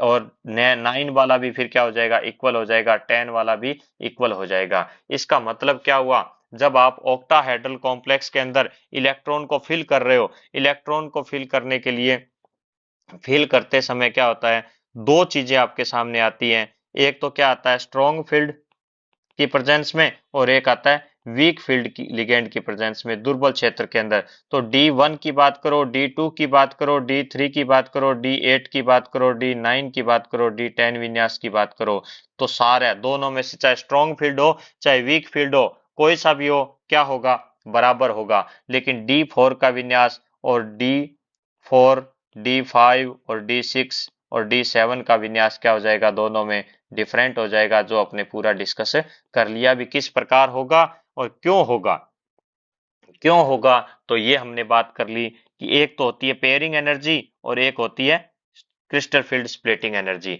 जो पेयरिंग होती है एनर्जी, वो तो कौन सी एनर्जी होती है, जब डी के अंदर या किसी ऑर्बिटल में एक इलेक्ट्रॉन पेयर हो चुका है, दूसरा इलेक्ट्रॉन पेयर करना है, अगर वो दूसरा इलेक्ट्रॉन उस ऑर्बिटल में हाफ फील्ड ऑर्बिटल में जुड़ने आता है, तो वो जो एनर्जी रिलीज करेगा पेयरिंग एनर्जी क्या कहलाएगी, पेयरिंग एनर्जी, पी से लिखेंगे। और ये क्या है, ये दोनों एनर्जी के बीच का जो गैप है, यानी इलेक्ट्रॉन फिल दोनों तरीके से हो रहा है, युग्मन होना है, पेयरिंग होनी है, तो भी एनर्जी रिक्वायर्ड है एक बार, और अगर उच्च ऊर्जा कक्षा में जाना है तो भी एनर्जी रिक्वायर्ड है। तो अगर ये पी का मान कम है, ध्यान से सुनना, पेयरिंग एनर्जी कम है और डेल्टा हो, यानी ये गैप ज्यादा है इनके बीच का, और यहाँ युग्मन होने के लिए ऊर्जा क्या चाहिए, कम चाहिए, तो ये गैप ज्यादा और युग्मन, तो पहले क्या हो जाएगा, युग्मन, और पेयरिंग होगी, इसका मतलब वो क्या है, स्ट्रॉन्ग फील्ड है, वो लिगेंड क्या है। यानी ये जो मैंने अभी वाली शर्त लिखी है ना, कंडीशन लिखी है, pairing energy is less than crystal field splitting energy, this is condition for strong field. ये क्या है, स्ट्रॉन्ग फील्ड लिगेंड के लिए ये कहानी है। अगर यही बात उल्टी हो जाए कि डेल्टा ओ का मान कम हो जाए, पेयरिंग एनर्जी ज्यादा हो जाए, यानी एनर्जी का गैप कम हो, और ये एनर्जी का गैप कम हो और पेयरिंग एनर्जी ज्यादा हो, तो चौथे इलेक्ट्रॉन के लिए पहले क्या होगा, पहले पेयरिंग नहीं होगी, पहले इलेक्ट्रॉन Eg वाले ऑर्बिटल में जाएगा। तो ये वाली कहानी किसकी प्रेजेंस में होती है, जिस लिगेंड की प्रेजेंस में होती है, वो फील्ड कौन सा होता है, वीक फील्ड होता है, दुर्बल क्षेत्र लिगेंड वाला इलेक्ट्रॉन जो लिगेंड होता है।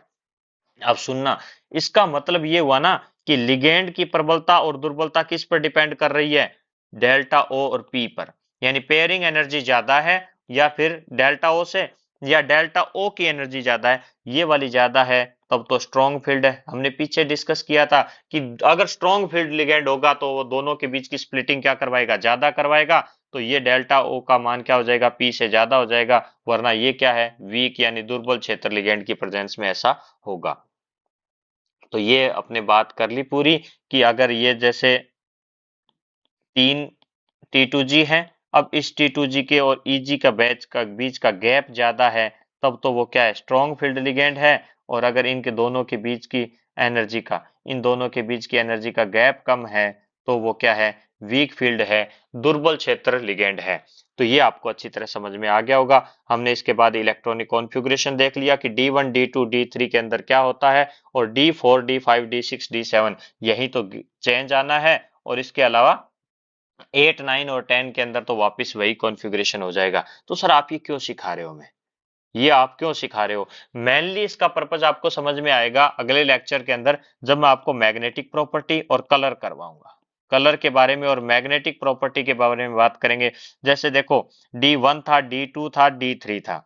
यहां दोबारा देखना, D1 था, D2 था, D3 था, और D4 की बात करूं, अगर ये स्ट्रॉन्ग फील्ड है तो यही भरा जाएगा। अगर ये स्ट्रॉन्ग फील्ड है तो T2G में भरा जाएगा। और अगर वन इसके अंदर बात करें, 1 था, 2 था, 3 था और 4 था, तो ये अगर वीक फील्ड है तो यहां भरा जाएगा। तो इसमें अनपेयर्ड इलेक्ट्रॉन कितने हैं? 4 हैं। और इसमें अनपेयर्ड इलेक्ट्रॉन कितने हैं? 2 हैं। तो दोनों की मैग्नेटिक मोमेंटम म्यू का मान बदल गया या नहीं बदल गया? और जब ये देखा गया तो ये प्रैक्टिकली भी एकदम सही था, यानी सीएफटी थ्योरी एकदम सही बात बता रही है। तो सारे गुणों की व्याख्या करती है ये सीएफटी। स्प्लिटिंग आपको अच्छी तरह समझ में आ गई होगी। मैंने आपको ये वाली जो स्प्लिटिंग है, ये स्प्लिटिंग का जो आपको कर्व है, वो भी अब बोर्ड एग्जाम के पॉइंट ऑफ व्यू से तो मोस्ट इंपॉर्टेंट है, बहुत ही ज्यादा। और स्पेक्ट्रोकेमिकल सीरीज आपको याद है तो किसी के गुण की व्याख्या कंपटीशन एग्जाम में बहुत सारे क्वेश्चन आप सही कर सकते हो।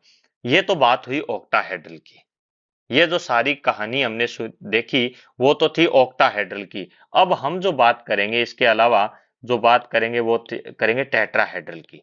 तो ऑक्टाहेड्रल में कहानी जहां से शुरू की थी वापस वही बात शुरू करते हैं कि टेट्राहेड्रल कौन सा होगा? जिसके अंदर मेटल होगा, मेटल के साथ लिगेंड इस तरह जुड़े हुए होंगे।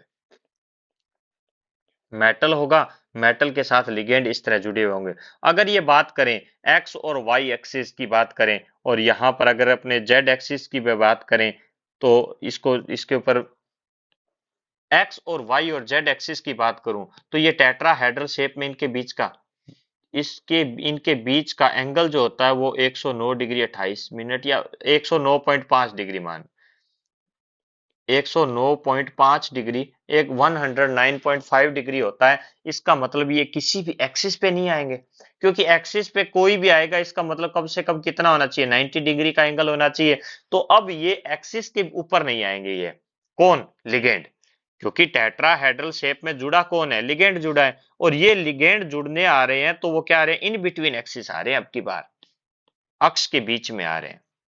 ये लिगेंड कहां से आ रहे हैं? लिगेंड मेटल से जुड़ने जब आ रहा है तो आ रहा है इन बिटवीन एक्सिस।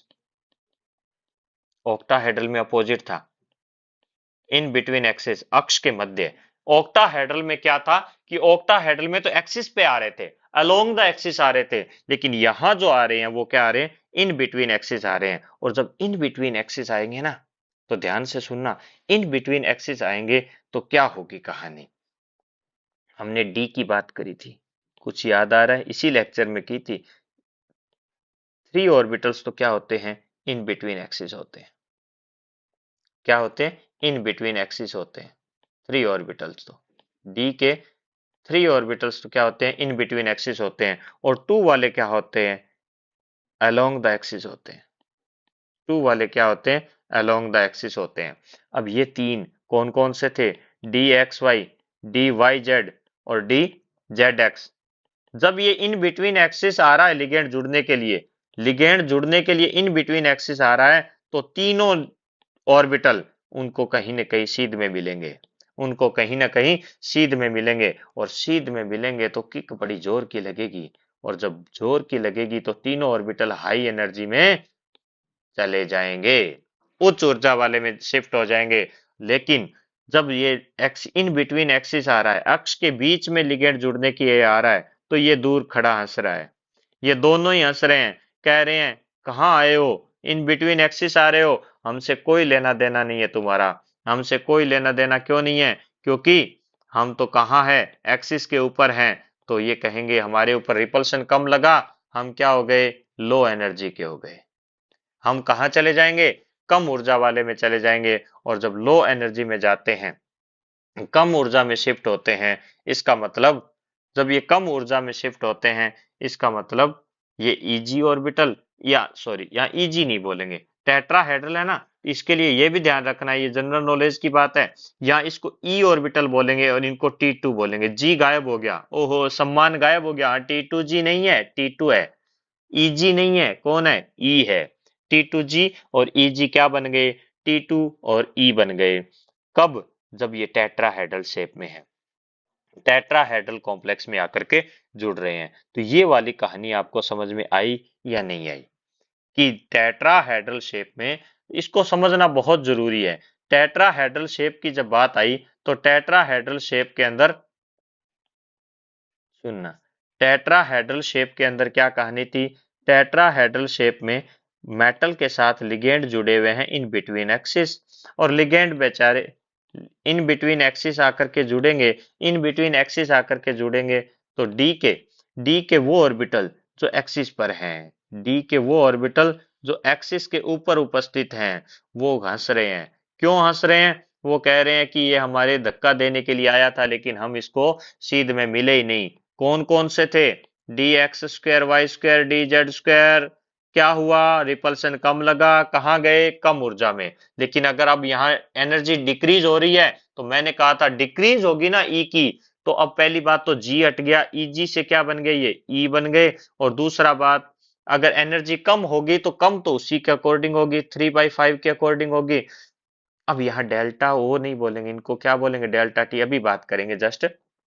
और तीन जो थे बेचारे, वो जो अब पहली बार हंस रहे थे ऑक्टाहेड्रल में, अब उनकी बारी आई है। उनकी बारी कैसे आई है? जो तीन थे वो क्या हो जाएंगे?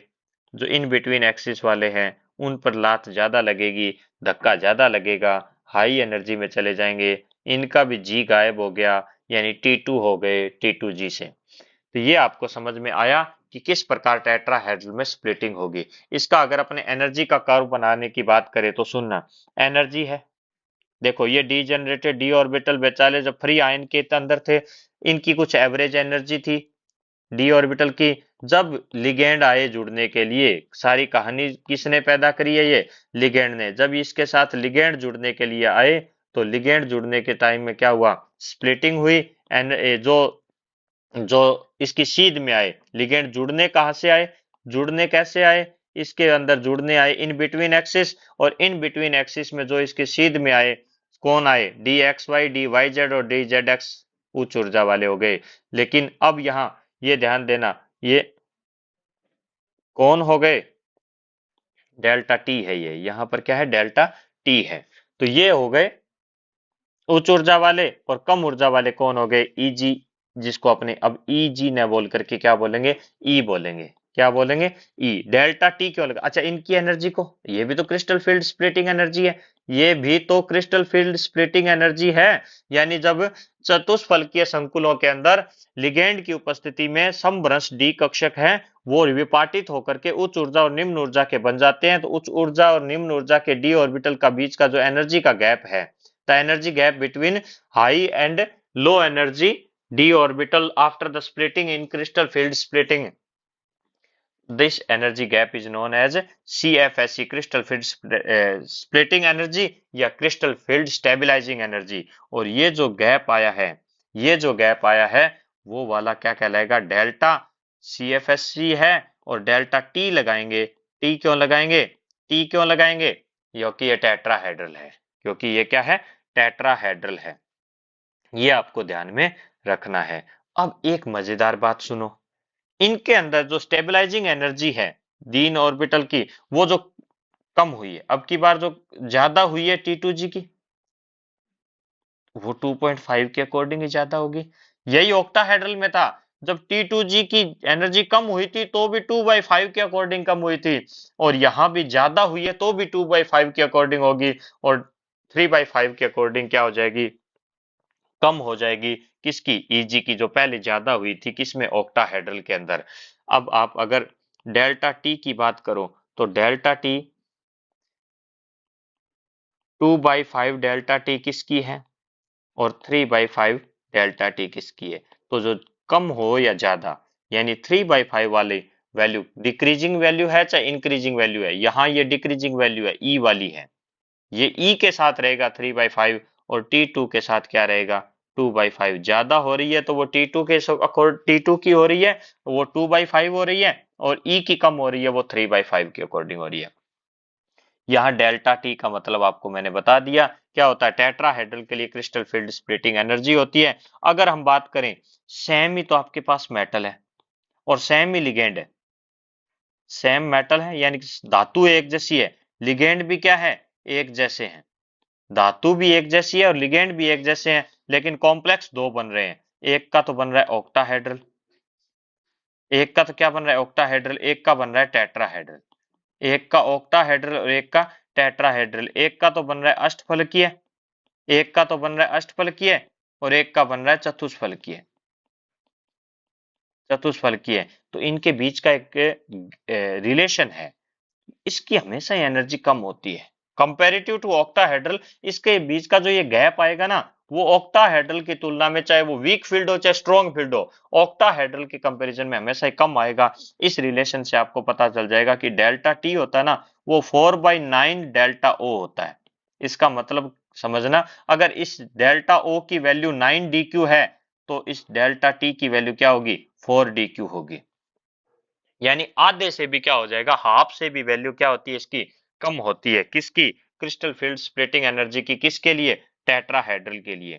अब ये, इसका मतलब ये हुआ कि जब अगर ऑक्टाहेड्रल के अंदर स्प्लिटिंग हो रही थी, ऑक्टाहेड्रल में स्प्लिटिंग हो रही थी, ऑक्टाहेड्रल की स्प्लिटिंग कैसे थी, एक मिनट, ऑक्टाहेड्रल की स्प्लिटिंग जब हुई, कैसे हुई, ऑक्टाहेड्रल की स्प्लिटिंग जब हुई, तो इनके बीच का जो एनर्जी गैप आया, वो Eg का ज्यादा आया और T2G का क्या आया, कम आया। अगर यही आप गैप T2G, ये वाला जो गैप है, किसके लिए, टेट्राहेड्रल के लिए करोगे, तो अब की बार Eg का तो कम आएगा और T2G का क्या आएगा, ज्यादा आएगा। लेकिन ये ऑलवेज ये वाला गैप, चाहे स्ट्रॉन्ग फील्ड हो चाहे वीक, दोनों के लिए मान लो वीक फील्ड लिगेंड है तो भी क्या होगा, और दोनों के लिए स्ट्रॉन्ग फील्ड लिगेंड है तो क्या हो जाएगा, ये डेल्टा, इसके लिए डेल्टा टी का मान क्या हो जाएगा, हमेशा ही क्या होगा, डेल्टा ओ से क्या होगा, कम होगा।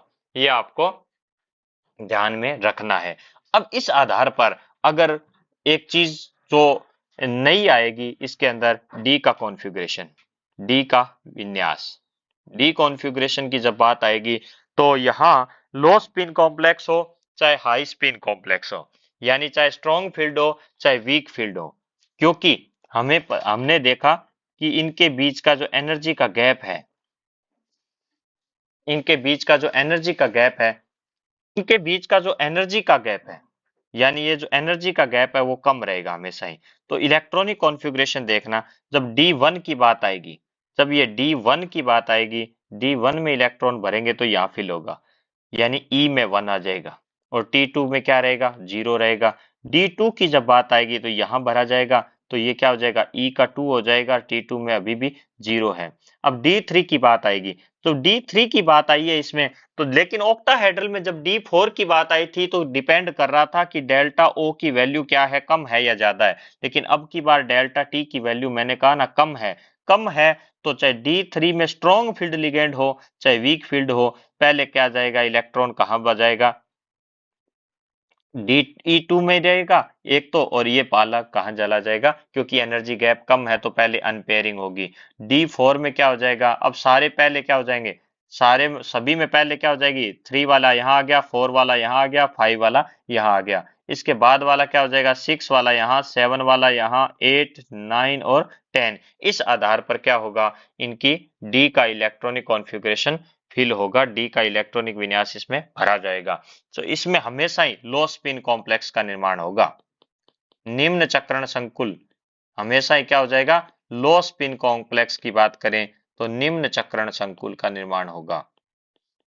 इसके अंदर हमेशा ही स्ट्रॉन्ग फील्ड नहीं, चाहे वीक फील्ड हो चाहे स्ट्रॉन्ग फील्ड हो, हमेशा ही क्या होगा, निम्न चक्रण संकुल का निर्माण हो जाएगा, लो स्पिन कॉम्प्लेक्स का निर्माण हो जाएगा। अगर हम बात करें लिगेंड की नेचर तो देख ली, ये मेनली जो डेल्टा डेल्टा है यानी CFSE है, स्ट्रॉन्ग फील्ड लिगेंड, जो स्टेबलाइजिंग जो एनर्जी है, ये मेनली डिपेंड किस पर करती है, अगर इसकी बात की जाए तो ये जो डेल्टा ओ की बात करो चाहे डेल्टा टी की बात करो, या मैं इन दोनों की जगह ले लेता हूं डेल्टा, तो वो क्या होता है, मेटल पर उपस्थित चार्ज की वैल्यू पर डिपेंड करती है, इस पर भी डिपेंड करती है, चार्ज पर, यानी इसके ऊपर जो आवेश का मान है वो है, उस पर डिपेंड करती है। डायरेक्टली प्रिपोर्शनल का मतलब, अगर चार्ज ज्यादा है, किसी M प्लस है तो उससे ज्यादा, इसके लिए अगर M+2 है, M पर चार्ज +2 है, तो उसके लिए CFSC का मान ज्यादा होगा। अगर ज्यादा 3+ है तो उसके लिए ACFSE का मान हमेशा ही ज्यादा होगा। अब इसके बाद पोजीशन ऑफ ट्रांजिशन मेटल भी, यानी 3D सीरीज का लिया है, 4D सीरीज की मेटल ली है या 5D सीरीज की, ये भी ध्यान रखना। कंपटीशन एग्जाम की बातें कर रहा हूं ये कंपटीशन एग्जाम में 3D सीरीज की मेटल अगर उसी लिगेंड के साथ क्या बना रही है, ऑक्टाहेड्रल कॉम्प्लेक्स बना रही है, वही 4D सीरीज की मेटल है, वो अगर यानी जो डी ब्लॉक की 4D सीरीज है उसकी मेटल बना रही है, तो 4D वाले की जो डेल्टा का मान होगा वो हमेशा ही ज्यादा होगा, और उससे ज्यादा क्या होगा, 5D सीरीज वाले का ज्यादा हो जाएगा। ज्योमेट्री तो डिपेंड करता ही है ऑक्टाहेड्रल में और टेट्राहेड्रल के अंदर। तो हमने अभी देखा कि टेट्राहेड्रल से हमेशा ही ज्यादा होगा ऑक्टाहेड्रल की स्टेबलाइजिंग एनर्जी का मान। ये भी आपको लास्ट वाला लिगेंड की प्रकृति, लिगेंड की नेचर, लिगेंड की प्रकृति भी आपको पता है कि लिगेंड की नेचर भी तो डिपेंड करता है। स्ट्रॉन्ग फील्ड है, स्ट्रॉन्ग फील्ड लिगेंड है, अगर यहाँ प्रबल क्षेत्र लिगेंड है तो प्रबल क्षेत्र लिगेंड की उपस्थिति में डेल्टा का मान क्या होगा, ज्यादा होगा, अधिक होगा। और अगर यही वीक फील्ड लिगेंड है, वीक फील्ड लिगेंड है यानी दुर्बल क्षेत्र लिगेंड है, तो इस डेल्टा का मान क्या हो जाएगा, कम हो जाएगा। यहाँ आपको समझ में आ गई होंगी ये बातें।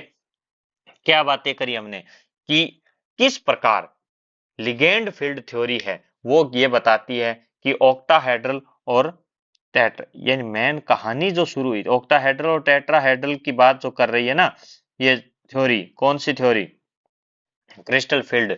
उस क्रिस्टल फील्ड थ्योरी के अंदर बात करें तो ये कहती है कि ये जो डी जनरेटेड ऑर्बिटल है ना, वो टूट जाएंगे, टूट जाएंगे। कैसे टूट जाएंगे, लिगेंड जब इन पर अटैक करने आएगा। क्यों आएगा तो टूटेंगे, क्योंकि डी में इलेक्ट्रॉन है और लिगेंड के पास जो इलेक्ट्रॉन है उनके बीच में रिपल्शन होगा। किस प्रकार टूटेंगे इस लेक्चर में पूरा डिस्कस किया। अगर इस प्रकार टूटेंगे तो वो है ऑक्टाहेड्रल। क्यों टूटे वो भी हमने डिस्कस कर लिया। अभी ये इस प्रकार ही क्यों टूटे, ये 2 ही ऊपर क्यों गए और 3 नीचे क्यों आए। इसके अलावा अगर बात करें इस प्रकार टूट रहे हैं, इस प्रकार टूट रहे हैं, तो वो भी हमने डिस्कस कर लिया कि किस प्रकार के कॉम्प्लेक्स में टूट रहे हैं। 3 वाले ऊपर क्यों गए और नीचे ये 2 वाले ही क्यों आए। इनको T2G बोला गया, इनको EG बोला गया, इनको T2 बोला गया, इनको E बोला गया, और इसके आधार पर इलेक्ट्रॉनिक कॉन्फ़िगरेशन और ये जो एनर्जी का गैप था इसको डेल्टा बोला गया, क्रिस्टल फील्ड स्टेबलाइजिंग एनर्जी या crystal field splitting energy, crystal क्षेत्र स्थायीकरण ऊर्जा या क्रिस्टल क्षेत्र विपाटन ऊर्जा बोला गया। और इसी के आधार पर इस कॉम्प्लेक्स के कई गुणों की भी व्याख्या होती है, इलेक्ट्रॉनिक विन्यास की भी व्याख्या होती है। अब हम बात करते हैं इसकी लिमिटेशंस की, यानी CFT सब कुछ समझा रही है एक तरह से VBT के अकॉर्डिंग, लेकिन इसकी क्या सीमाएं हैं, लिमिटेशंस फिर भी क्या है इसकी। वैसे मेनली एक ही लिमिटेशंस बताऊंगा मैं ज्यादा। तो एक तो ये कोवलेंट नेचर की बात ही नहीं करते ये, यानी कोऑर्डिनेट इस मेटल और लिगेंड के बीच में जो कोवलेंट बॉन्ड है ना, सहसंयोजक बंध की बात ही नहीं करता ये, कहीं भी जिक्र नहीं करता कि इसके बीच के अंदर सहसंयोजक बंध होता है। ये सिर्फ आयोनिक बॉन्ड की बात कर रहा है। ये कमी है, क्योंकि कोवलेंट नेचर हम जानते हैं कोऑर्डिनेशन बॉन्ड में क्या होता है, इलेक्ट्रॉन की शेयरिंग हो रही है जो VBT बता रही थी उस हिसाब से, लेकिन जो शेयरिंग हो रही है उसका ये जिक्र नहीं करती थ्योरी, सहसंयोजक बंध के बारे में नहीं बताती। दूसरा, ये जो इसने माना पॉइंट चार्ज, ये इसकी जो मेन कमी है वो है पॉइंट चार्ज माना इसने, बिंदु आवेश माना। किसको माना, लिगेंड को बिंदु आवेश माना। लिगेंड को जब पॉइंट चार्ज मानते हैं ना, तो जो नेगेटिव लिगेंड है, जो नेगेटिव लिगेंड, जो ऋण आवेशित लिगेंड है, उनके द्वारा स्प्लिटिंग हमेशा क्या होनी चाहिए थी, ज्यादा होनी चाहिए। जब पॉइंट चार्ज कह दिया लिगेंड को, तो नेगेटिव पर तो पॉइंट चार्ज क्या आएगा, ज्यादा आएगा। इसका मतलब इनके बीच ये जो नेगेटिव वाले लिगेंड है, जो ऋणावेशित लिगेंड है, वो डेल्टा का मान क्या होना चाहिए उनकी प्रेजेंस में ज्यादा। लेकिन हमने हमने बात करी आई बाहर कल फिर से आई देखो, ये हम बात करें हमने जब स्पेक्ट्रोकेमिकल सीरीज की, और जब स्पेक्ट्रोकेमिकल सीरीज की बात करी तो I- CO Br-,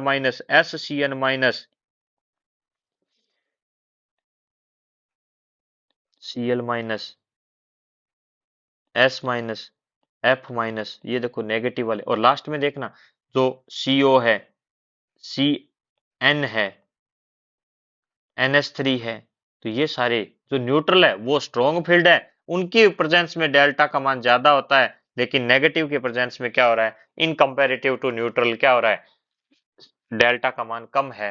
तो यहां ये चीज नहीं समझा पाई ये सीएफटी। इसको एलएफटी ने समझा दिया था अच्छी तरह, लिगेंड फील्ड थ्योरी, लेकिन वो अपने 11th 12th के अकॉर्डिंग या बोर्ड एग्जाम में उसके ऊपर कोई क्वेश्चन नहीं आता, वो सिलेबस में नहीं है, वो हायर क्लासों के अंदर आती है।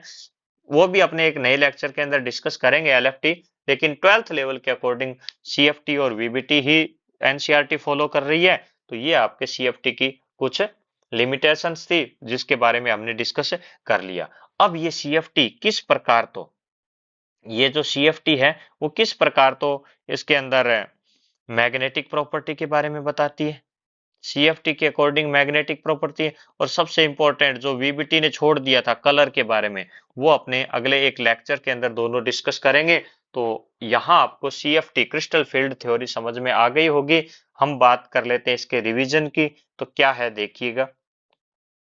क्रिस्टल फील्ड थ्योरी है, एच बेथे है, उसने सबसे पहले क्या किया था, क्रिस्टल फील्ड थ्योरी है वो अप्लाई की थी, लेकिन कोऑर्डिनेशन पर नहीं की थी, optical property of ionic crystal के लिए ये किया। तो वीबीटी जिस चीज को छोड़ के गई थी, लिगेंड मेटल के बीच के कोवैलेंट नेचर था, इलेक्ट्रॉन्स पेयर क्या हो रहा था, शेयरिंग हो रहा था, लेकिन वो क्या नहीं एक्सप्लेन कर रही थी, कलर के बारे में और मैग्नेटिज्म के बारे में और स्ट्रॉन्ग फील्ड और वीक फील्ड के बारे में डिस्कस नहीं कर रही थी, कौन, वीबीटी। तो उसको पूरा करने के लिए आया क्रिस्टल फील्ड सिद्धांत, क्रिस्टल क्षेत्र सिद्धांत।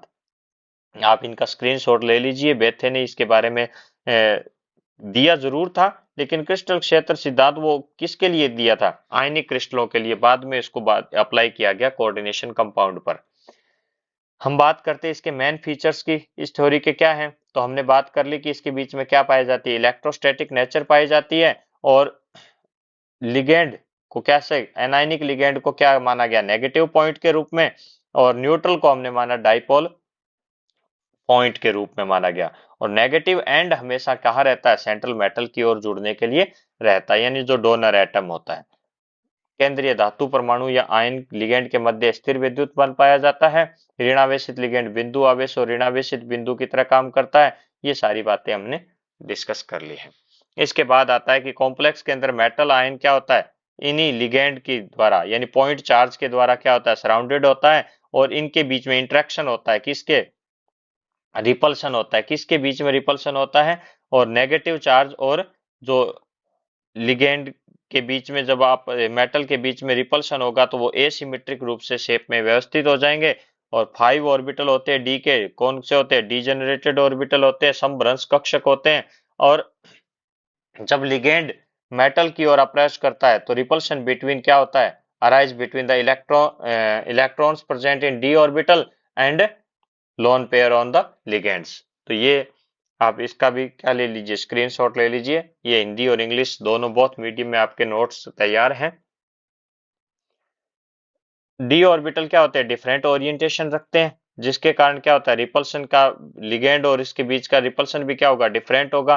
तो जो डायरेक्शन लिगेंड के अप्रोचिंग डायरेक्शन में होगा उसकी हाई एनर्जी हो जाएगी, और जो अवे होगा, away from the ligand direction होगा, तो उनको जो एनर्जी क्या हो जाएगी, कम हो जाएगी। That means the degeneracy of d orbital will be lifted, result क्या हो जाएगा, in splitting of degenerated orbital. Degenerated orbital में क्या होती है, स्प्लिटिंग हो जाती है। ये आप यहाँ से स्क्रीनशॉट ले लीजिए सारे आप। अब हम बात करते हैं, अगर degeneracy of d orbital lifted किसके कारण हो रही है, electrostatic interaction between positively charge metal और सराउंडिंग लिगेंड के कारण। तो जो डी जनरेटेड डी ऑर्बिटल है वो इसके प्रेजेंस के अंदर डिफरेंट एनर्जी के सेट में बदल जाते हैं। इसी को हम क्या बोलते हैं, क्रिस्टल फील्ड स्प्लिटिंग बोलते हैं। The splitting of the D generated d orbital under the influence of approaching ligand into different energy sets is called crystal field splitting. ये पैटर्न है वो लिगेंड क्रिस्टल फील्ड के नेचर पर depend करता है, कैसे होता है ये हम बातें करेंगे। केंद्रीय धातु परमाणु या आयन के समभ्रंश डी कक्षकों का लिगेंड की उपस्थिति में भिन्न भिन्न ऊर्जा स्तरों के डी कक्षकों में विभक्त हो जाना क्या कहलाता है, क्रिस्टल क्षेत्र विपाटन कहलाता है। ये इस लिगेंड क्रिस्टल क्षेत्र की प्रकृति पर इसका विपाटन निर्भर करता है। Crystal field splitting in octahedral, तो डी के अंदर हम बात करें तो ये इस प्रकार की शेप होती है, एक्स वाई जेड तीनों एक्सिस में लिगेंड आते हैं ऑक्टाहेड्रल के अंदर। ये हमने पूरा डिस्कस किया है, इसको आप स्क्रीनशॉट ले लीजिए। ये ऑक्टाहेड्रल शेप है। इस ऑक्टाहेड्रल शेप में ये लिगेंड क्या होते हैं, एक्सिस पर आते हैं, और एक्सिस पर जब लिगेंड जुड़ने के लिए आते हैं, इसका मतलब क्या हो गया, एक्सिस पर जुड़ने आएंगे तो जो डी ऑर्बिटल एक्सिस पर उपस्थित हैं वो तो हाई एनर्जी के हो जाएंगे, ये वाले क्या हो जाएंगे, लो एनर्जी के हो जाएंगे। बात और की अपनी, when the ligand approach the metal at ion which they are combined because of repulsion between the ligand and the d orbital, the energy of a latter gets raised.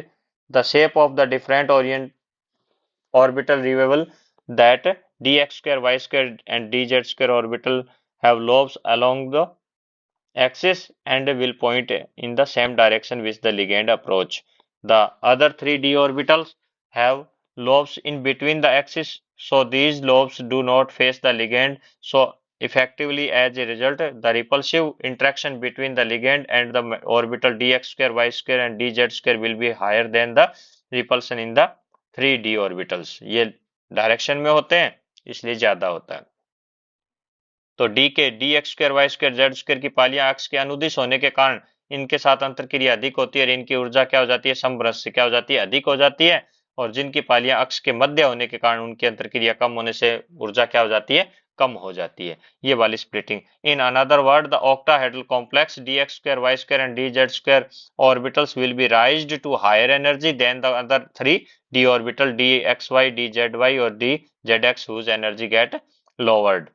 The three d orbitals with low energy are called T2g, and two orbitals d orbitals with higher energy terms as Eg orbital. The difference of energy between the two sets of degenerated orbital as a result of crystal field splitting is known as crystal field stabilizing splitting energy or stabilizing energy, CFSC जिसको अपने बोलते हैं।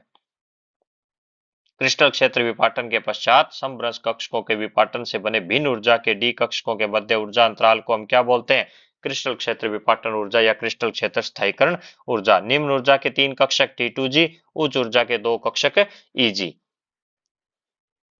Generally denoted as a delta o. Octahedral के लिए ओ subscript लगाया जाता है। Calculated कैसे किया जाता है, जो इंक्रीजिंग है दो, इंक्रीजिंग है वो 3/5 डेल्टा ओ, डिक्रीजिंग है वो 2/5 डेल्टा ओ। तो अगर आपने डेल्टा ओ का मान 10 DQ लें तो 4 DQ क्या हो जाएगी, T2g की, और Eg की क्या हो जाएगी, 6 DQ हो जाएगी।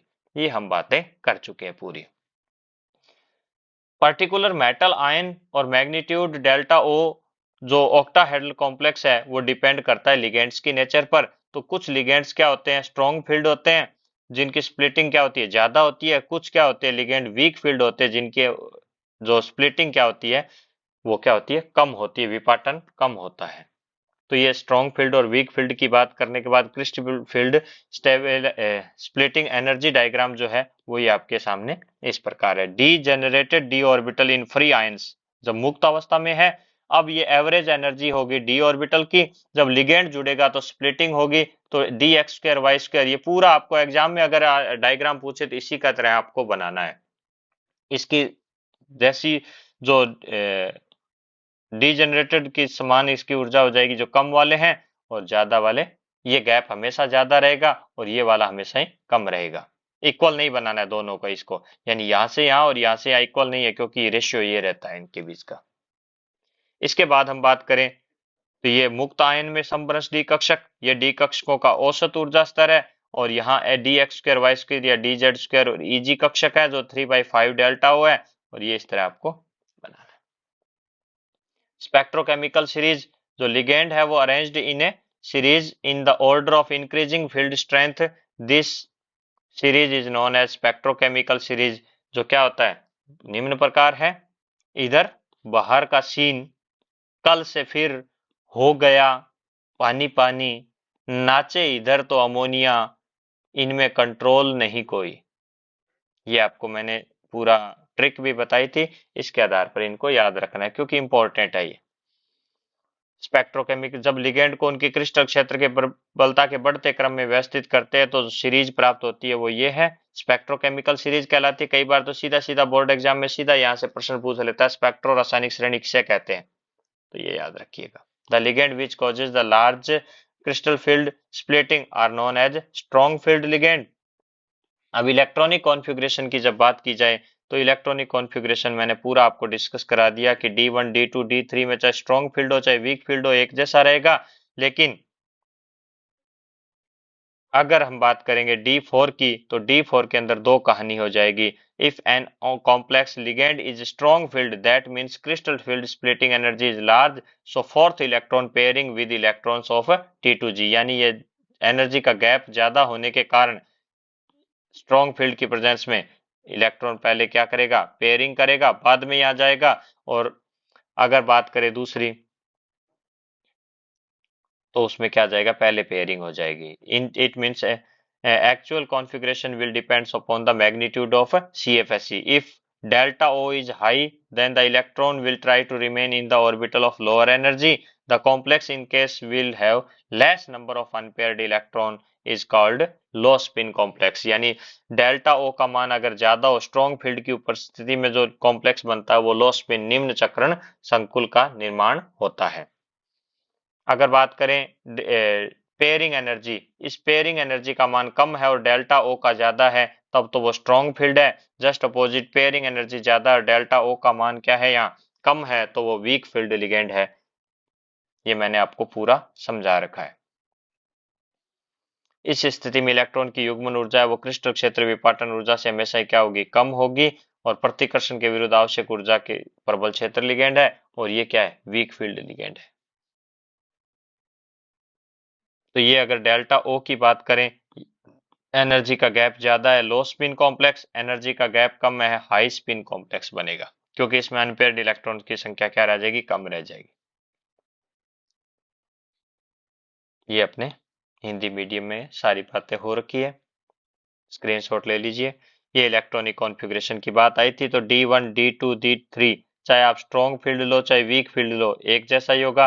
लेकिन D4 में अगर वो लो स्पिन कॉम्प्लेक्स है यानी स्ट्रॉन्ग फील्ड लिगेंड है, निम्न चक्रण संकुल है और यानी प्रबल क्षेत्र लिगेंड है तो D4 में तो हो जाएगा T2G4 और EG0। लेकिन हाई स्पिन स्टेट के अंदर यानी वीक फील्ड की प्रेजेंस में क्या हो जाएगा, T2G3 और EG1। और ये पूरा मैंने आपको यहाँ डिस्कस करवा रखा है स्क्रीनशॉट लेकर के। अब हम बात करते हैं इलेक्ट्रॉनिक विन्यास से स्पष्ट क्या हो गया, D1, D2, D3, D8, 9, 10 में तो क्या है, अष्टफल के संकुलों के लिए चाहे प्रबल क्षेत्र हो चाहे दुर्बल क्षेत्र हो समान होगा, इनके अंदर कोई डिफरेंस नहीं होगा। अब बात करते हैं crystal field theory for tetrahedral complex. तो ये टेट्राहेड्रल शेप होती है जिसमें तीनों एक्स वाई और जेड एक्सिस के बीच में उपस्थित होते हैं, टुवर्ड्स इन बिटवीन एक्सिस। ये इस प्रकार इनके होता है। तीनों जो डी ऑर्बिटल हैं उनकी हाई एनर्जी स्टेट हो जाएगी अब की बार, क्योंकि ligand approach the in between axis. तो डी के तीन ऑर्बिटल जो है इन बिटवीन एक्सिस है वो उच्च ऊर्जा के हो जाएंगे, दो दो ऑर्बिटल है वो क्या हो जाएंगे, कम रिपल्सन के कारण निम्न एनर्जी के हो जाएंगे। ये आपको मैंने पूरा समझा रखा है, देख लीजिए, स्क्रीनशॉट ले लीजिए, लिख लीजिए।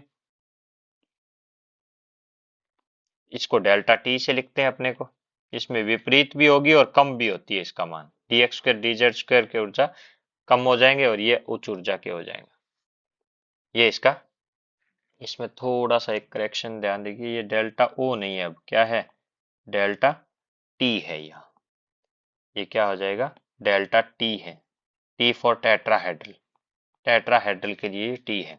आप इसका अच्छी तरह स्क्रीनशॉट समझा रखा है मैंने, पूरा आपको बहुत डिस्कस कर लिया। इसके बाद ये हो जाएगा इसका हिंदी मीडियम के अंदर, यहाँ भी डेल्टा ओ नहीं होगा, ये डेल्टा क्या हो जाएगा, टी होगा। यहाँ हो जाएगा डेल्टा टी। ये भी इसी के अनुसार इनके जो अब की बार एनर्जी T2 बोलेंगे इनको और इनको क्या बोलेंगे, ई बोलेंगे। ये आप 2/5 के अकॉर्डिंग अब की बार कम इनकी क्या होगी, ज्यादा हो जाएगी, इनकी 3/5 के अकॉर्डिंग कम हो जाएगी। लेकिन सेम मेटल और सेम लिगेंड के लिए डेल्टा टी और डेल्टा ओ के मध्य 4/9 वाला रिलेशन होगा, ये आपको ध्यान में रखना है। इनके लिए इलेक्ट्रॉनिक कॉन्फ़िगरेशन चाहे स्ट्रॉन्ग फील्ड हो चाहे वीक फील्ड हो एक जैसा ही रहेगा, अलग अलग नहीं होगा। इसमें E1 भरा जाएगा दूसरा, फिर E2 में, फिर E2 में नहीं जाएगा, पेयरिंग नहीं होगी, T2 में चला जाएगा। इस प्रकार इलेक्ट्रॉनिक कॉन्फ़िगरेशन आपको मैं बता चुका हूँ। ये इलेक्ट्रॉनिक विन्यास आपको इनका ध्यान में रखना है, क्योंकि इसी से मैग्नेटिक प्रॉपर्टी और जब कलर की बात आएगी तो अनपेयर्ड इलेक्ट्रॉन की संख्या इसी से काउंट की जाएगी।